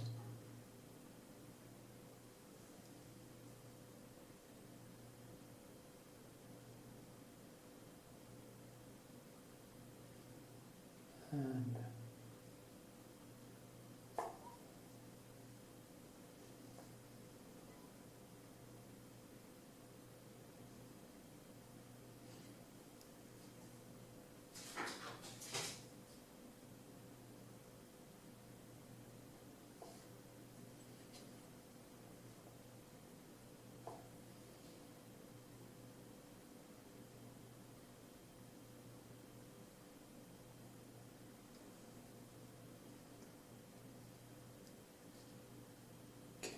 more in the orange, greenish specter.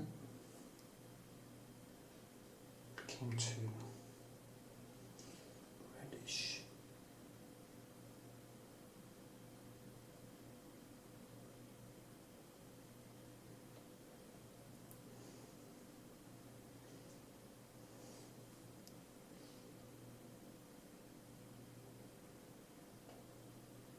I would like to see the artist Ai Weiwei or any of these megastars standing around for hours and hours painting a fucking apple.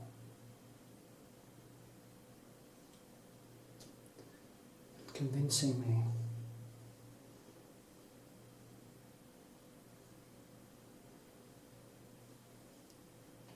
that I were able to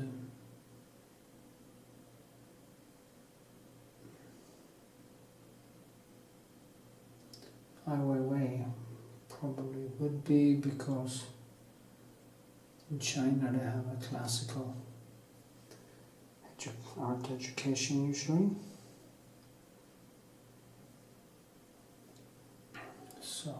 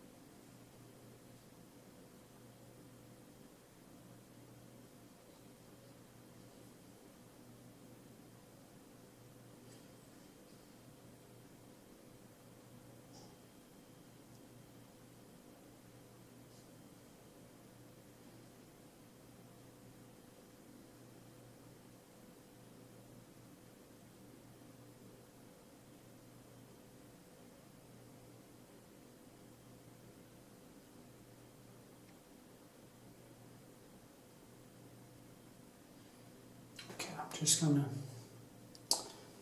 turn off the camera and I'm going to continue working a few hours and I'm gonna see what happened. If I fucked it up or if I managed to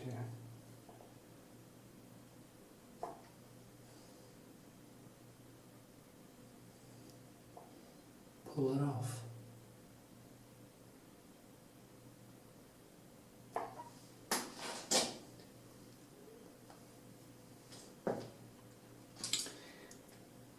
I'll try this is a little bit better because I have been stretching a lot,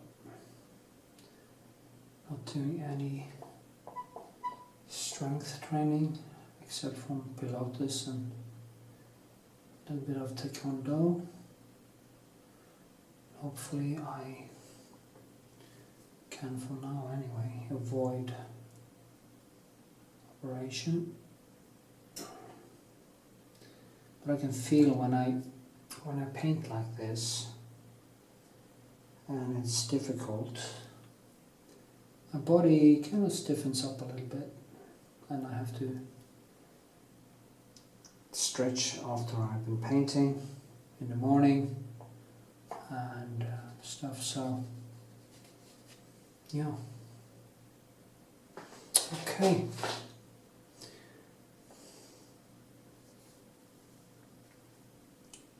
See, I'm just gonna, it's very, the contrast is so much the same, it can really drive me apeshit crazy. And I also see that the drawing is a little bit off.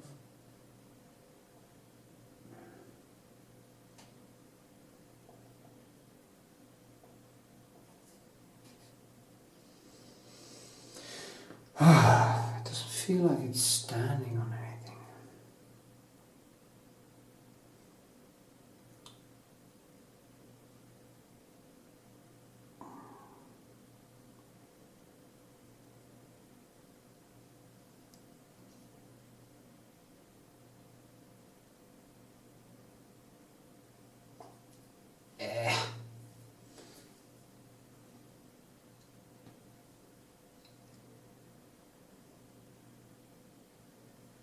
Well, I really, really, really, really, really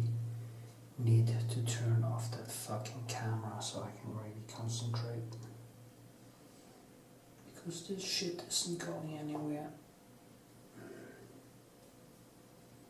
I don't get what's wrong down here. What the fuck is it?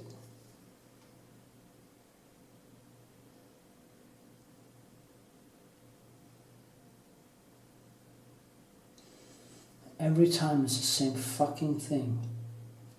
The same fucking struggle. I painted so many apples and I never once have been able to really close the deal.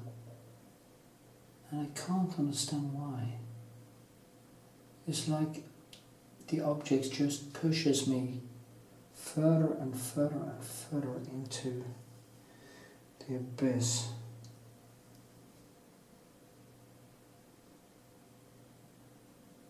And when you have the kind of manic personality that I do, it's almost impossible. It is basically impossible to ever become pleased with basically anything, because you keep on pushing your skill wall all the time and it never ends.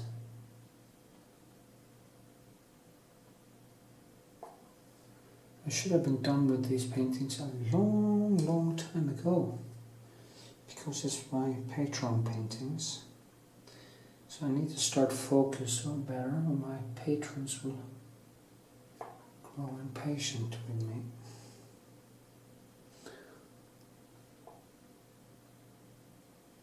Okay. No! It's not okay.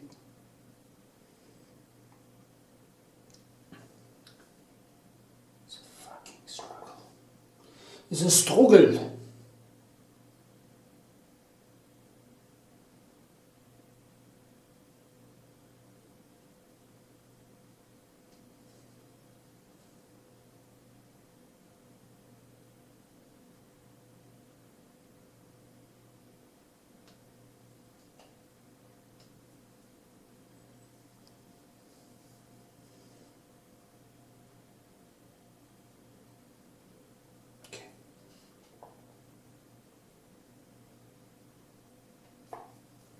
Yeah, right.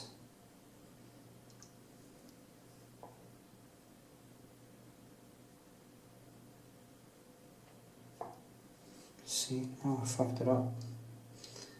It's actually good.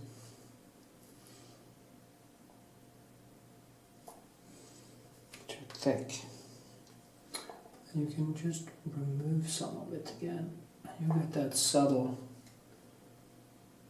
And then you can go in with some pure color and you can actually enhance it. And Knut to push it down again.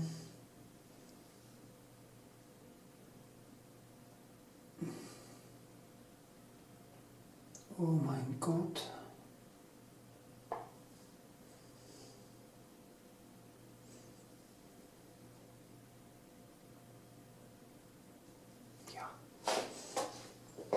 Well,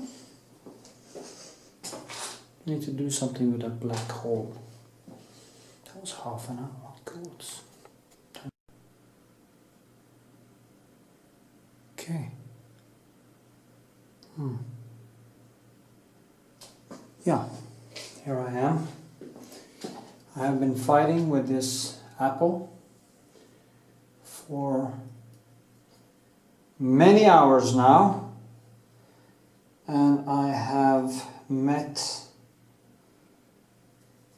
the wall many times. And I'm gonna stop working now, because honestly, I don't think it can take any more paint. And I'm going to let it dry. What I feel here is that I have actually managed to do something nice. I could see actually that when I looked at that I had done something here that has to be fixed. It is this. It has to be a little bit more out here. Yeah.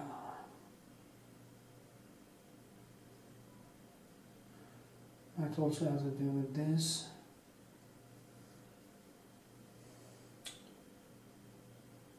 So there. Maybe that. Anyway, I feel I have broken through and actually moved my skill wall a little bit because I have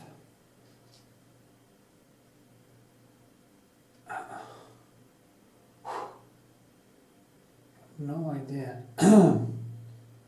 how stressful this shit is, but you see here, I think I also gotten some nice things that happens in a leaf, and I will let it dry, and I will go in and I will strengthen some of these things. So I guess I have one more go before I can say that I'm finished with this painting. I did hope that I should be able to finish it here, but it just keeps on growing on me, so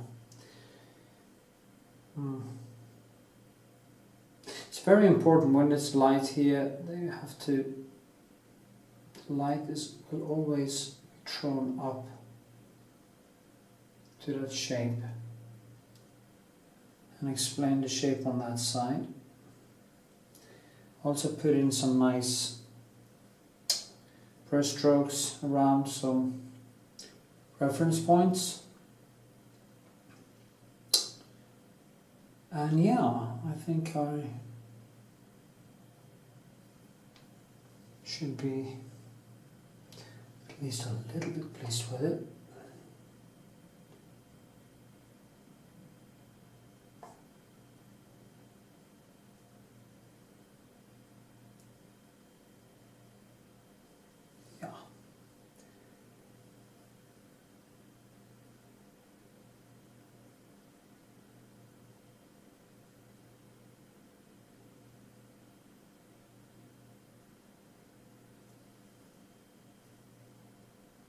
See, I just want to put in some there. See, I've built texture all over this, and it works quite well.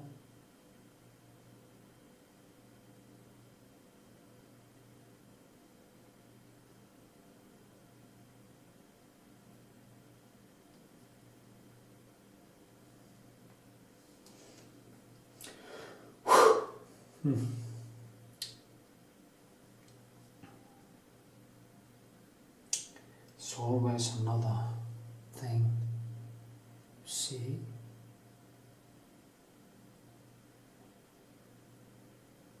And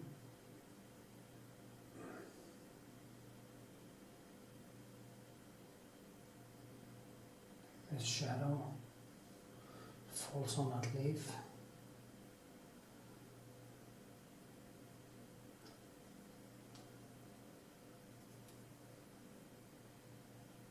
Comes a little bit more out here, like that.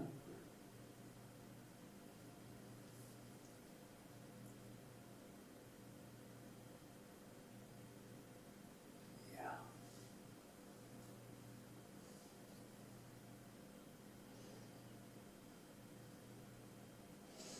So this is what I mean with building sculpture.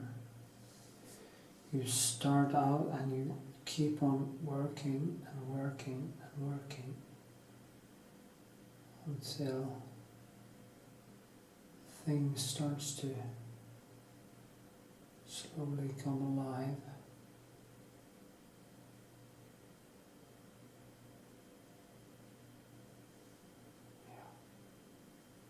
But as I say, I think I have one more to go,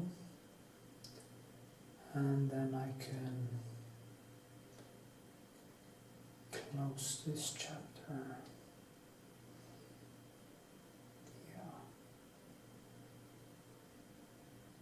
Okay. So,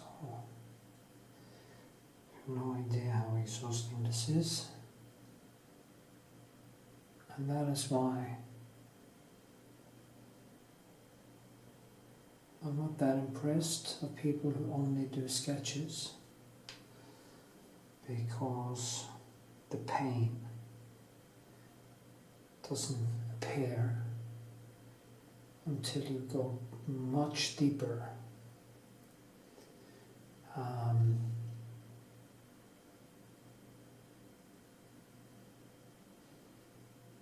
If you only sketch, it's like drugs.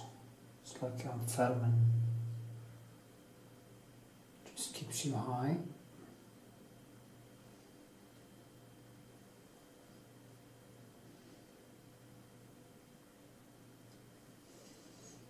So,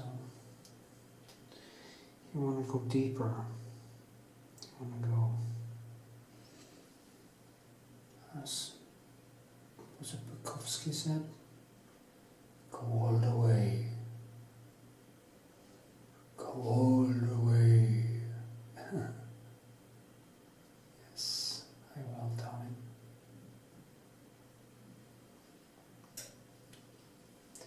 Mediocrity is for pussies. Okay, so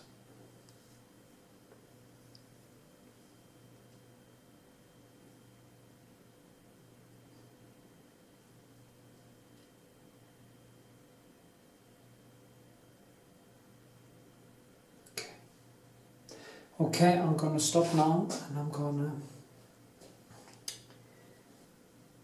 stretch a little bit and go to sleep, because I'm gonna do the taekwondo shit tomorrow with my trainer. I really don't look forward to that, because I've been standing around for so many hours that my body has stiffened up, and that means that with arthritis really are going to be painful. But that's life. No pain, no gain. Okay? Yeah.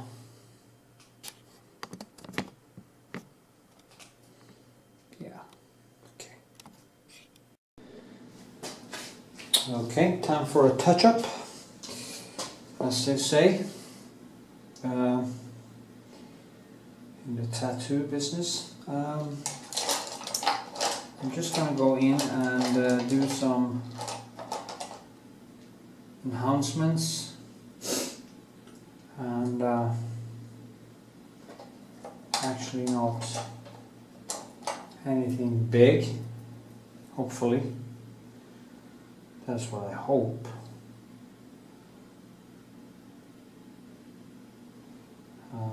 Yeah, I do the highlight, has to be enhanced a little bit here. I'm just gonna pull the shape a little bit. You see that you get more depth, and I also have to enhance here. I will also put in some more lasur and shadows, so I get a little bit more vivid. It is a thing with the red, it's very difficult to get it to be vivid, when you put white into it, and it can be a real bitch, to be honest.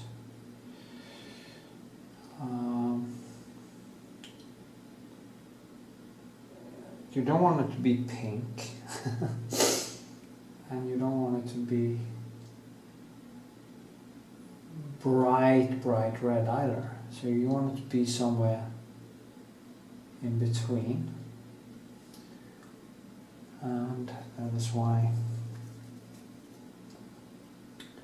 I need to center it a little bit.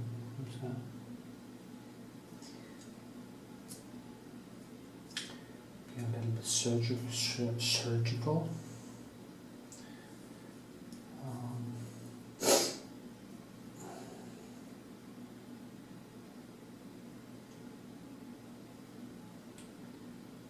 Sometimes it's good to think a little bit before you paint. Like here. Then I go in with some pure red and some also here, and there are some highlights down here, which are actually not that bright, but it's more in the orange, red orange.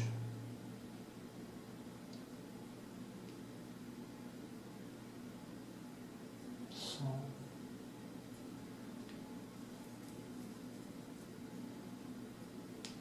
put in some lasur to see what happens, to enhance the shadows a little bit.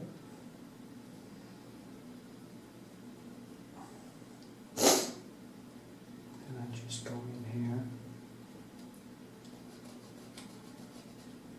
and also just some blue maybe. I'm using quite bright colors or pure colors when I do this, and there's a reason for that, because then they will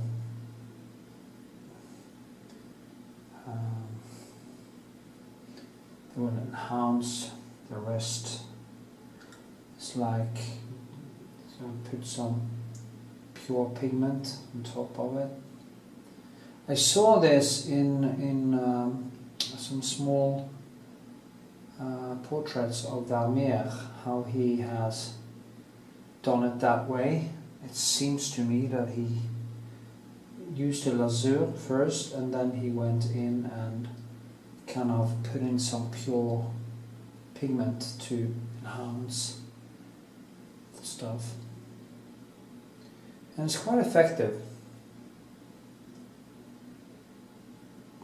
Then it becomes more like a aquarelle in a way.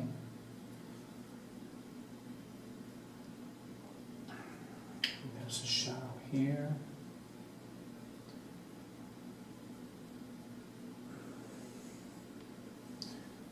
Of course I did some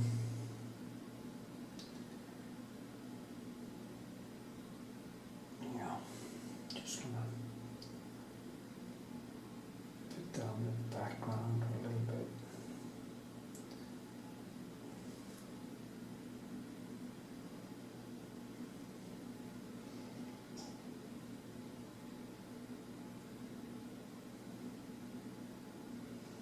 See now, I'm getting a little bit more.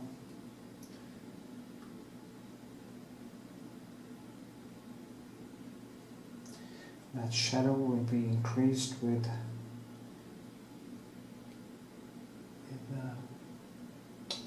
French ultramarine.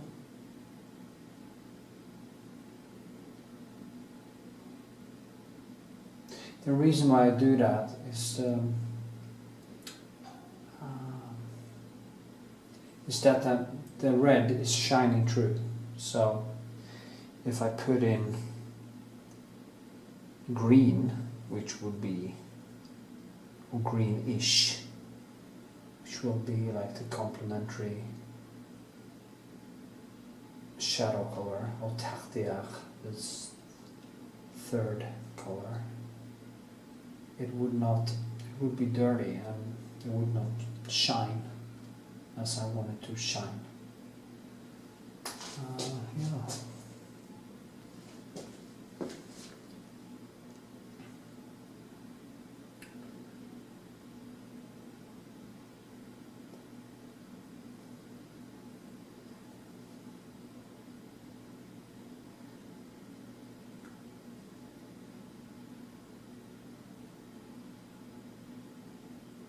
Yeah. It comes alive a little bit now because of the pure colors are starting to give it a push, bang. Some shadows here, so it stands nicely. I'm going to enhance it a little bit behind here. So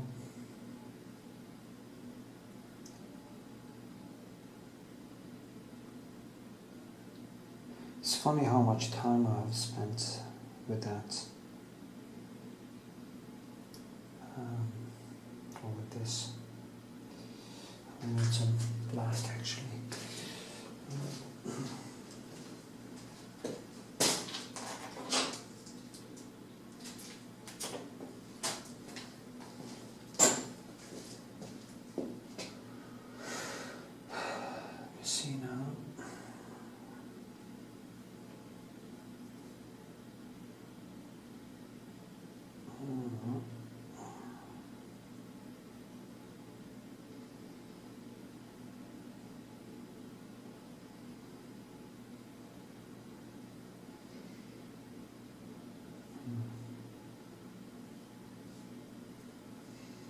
Just trying to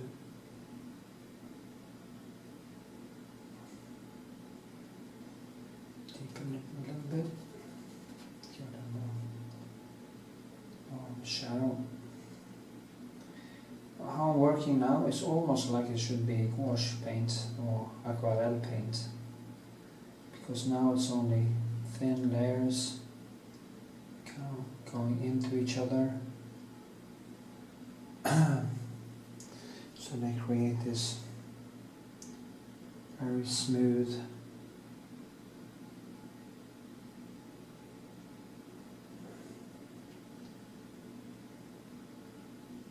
transition. Yeah, and I need some behind there.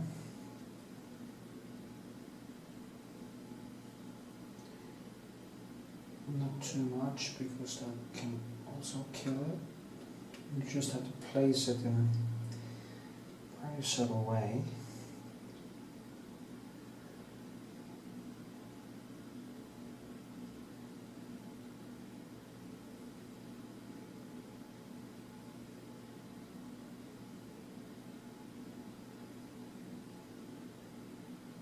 And this is why my paintings takes a lot of time, because I go back and forth with stuff like this over and over again to enhance everything. And when you come to this point, there's not really a single recipe. It goes, you just have to feel and try to go with the flow.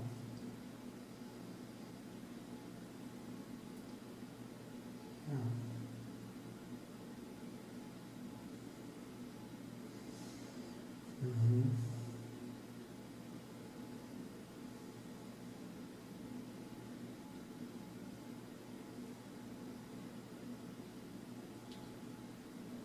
Okay, I want to enhance some of the leaves, just a little bit.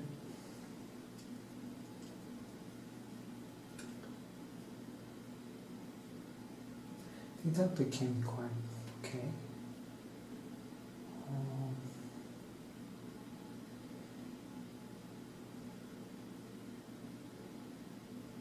Maybe I should just dampen it down a little bit. Push it down. Like this with some lasur. Give it a more natural texture first. And then I'll kind of pull it up again.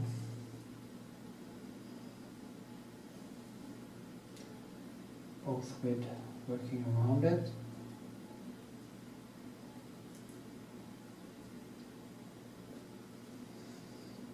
And on it.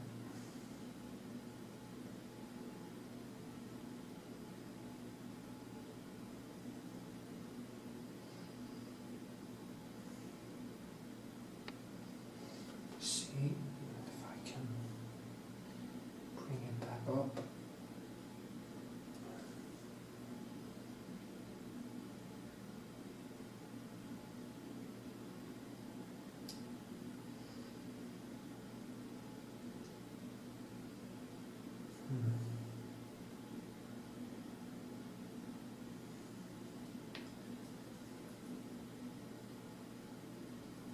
It can actually drive me crazy when I do this kind of work because it is so subtle. It is almost nothing that decides if something gets better or actually worse.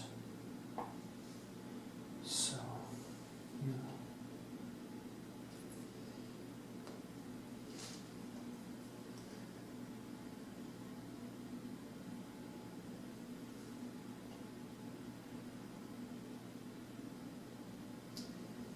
So, a little bit highlight there.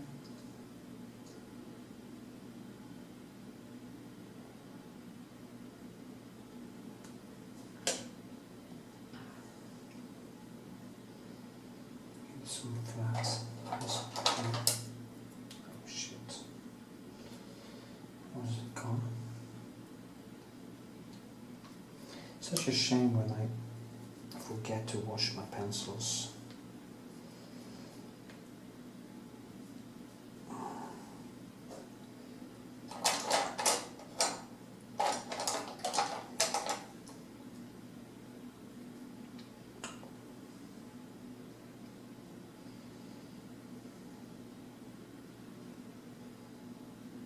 See how I can get this right.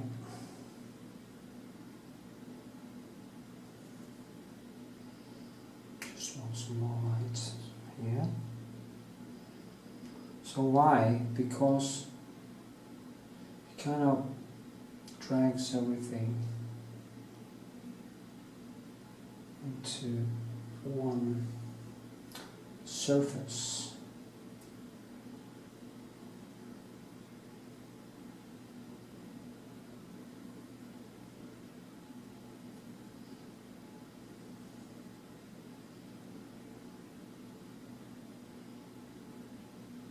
Just give this also a little bit of a bang. So I enhance that leaf.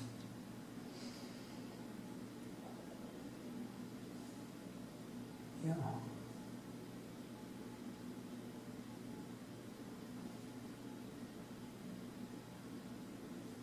And there's light here. Is that better? I think it's better. I want to have a little shadow underneath.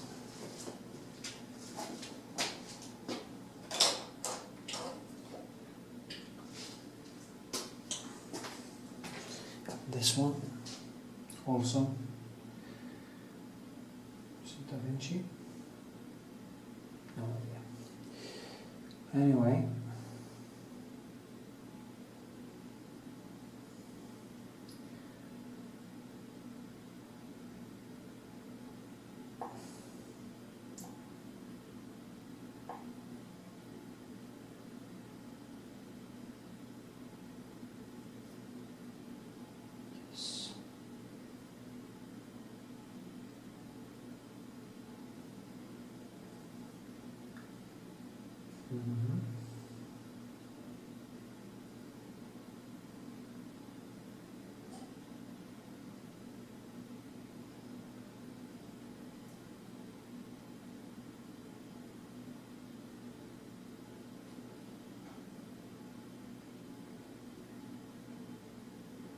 So, and I need a little bit there on the stem.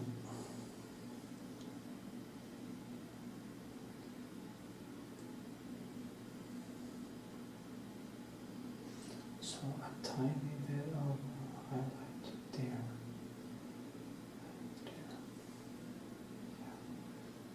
And I need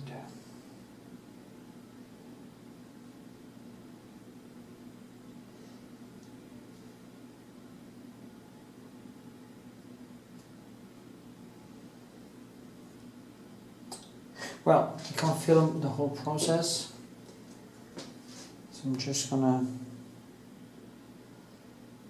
turn off the camera and work a little bit more on it, and then I'm going to call it today.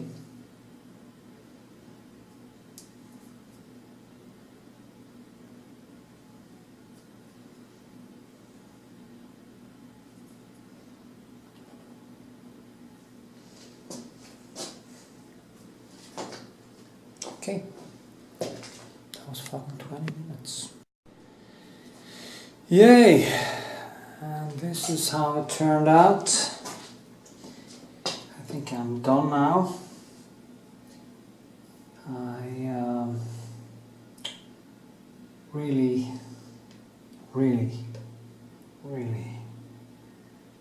exhausted myself on this. Just want to put in a small light here. It's a reference point to that one. That will be the last thing I do. You see, boom, boom. And I have signed it. And I'm exhausted actually, because it's been really difficult.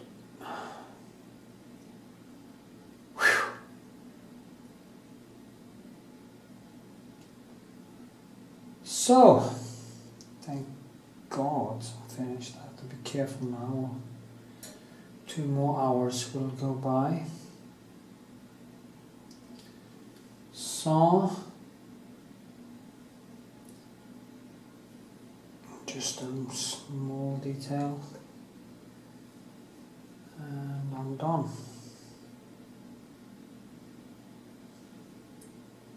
People have no idea how much time that actually goes into this.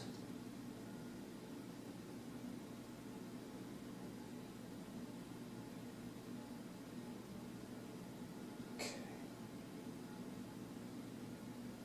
There's a shadow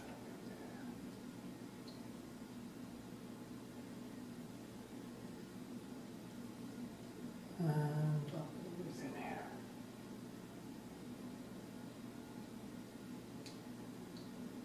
And with this, I'm almost done.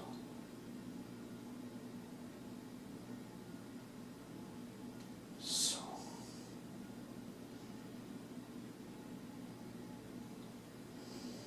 yes.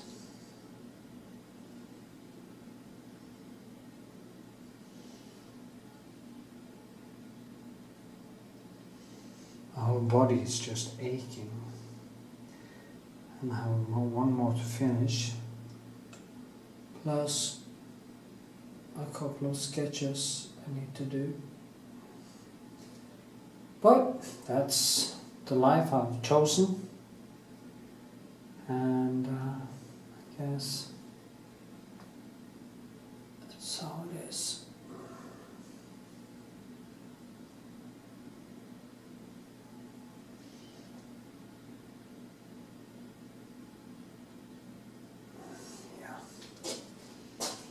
Just some small detail that enhanced it a little bit. The difficulty is always down there, because I shine some light up from the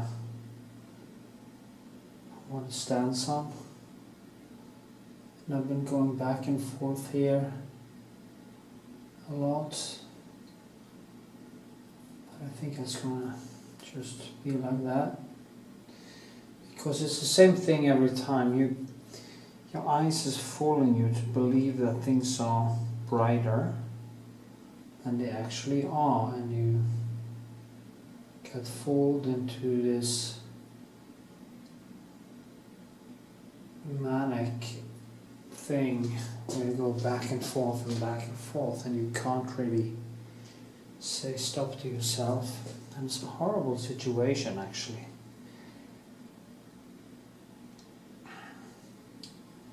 And it's so easy to fuck it up.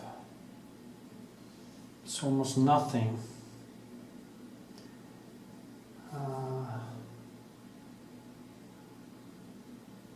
And if you do, the hours will just bang,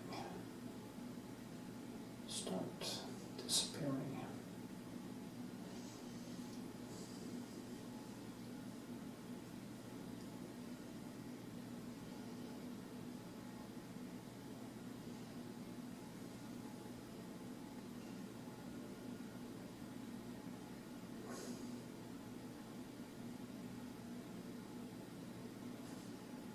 Some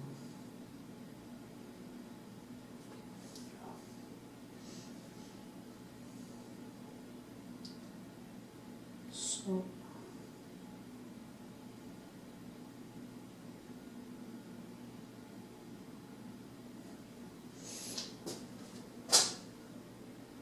yeah, I think that was better.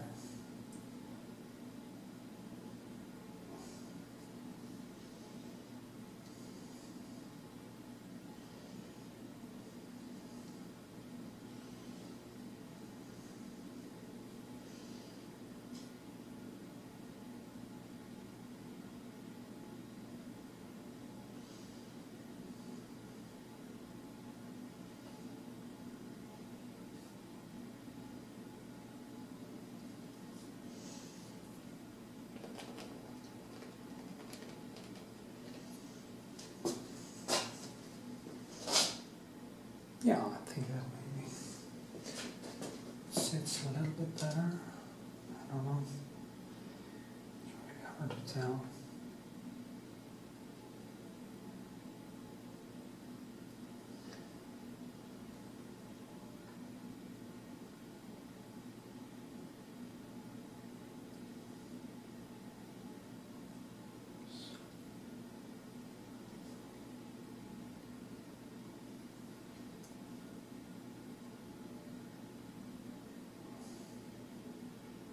Yeah. Or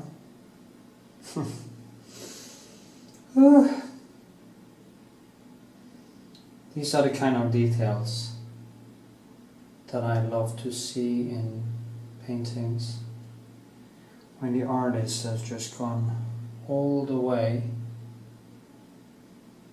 and his skill level is beyond mine, and I see that he has done things that I can only dream of doing. That is when I become interested in art or painting. The small things, that is where it all comes down to. Okay, then I quit. Hope you enjoyed the ride. It became quite nice. So, this one is for my patron.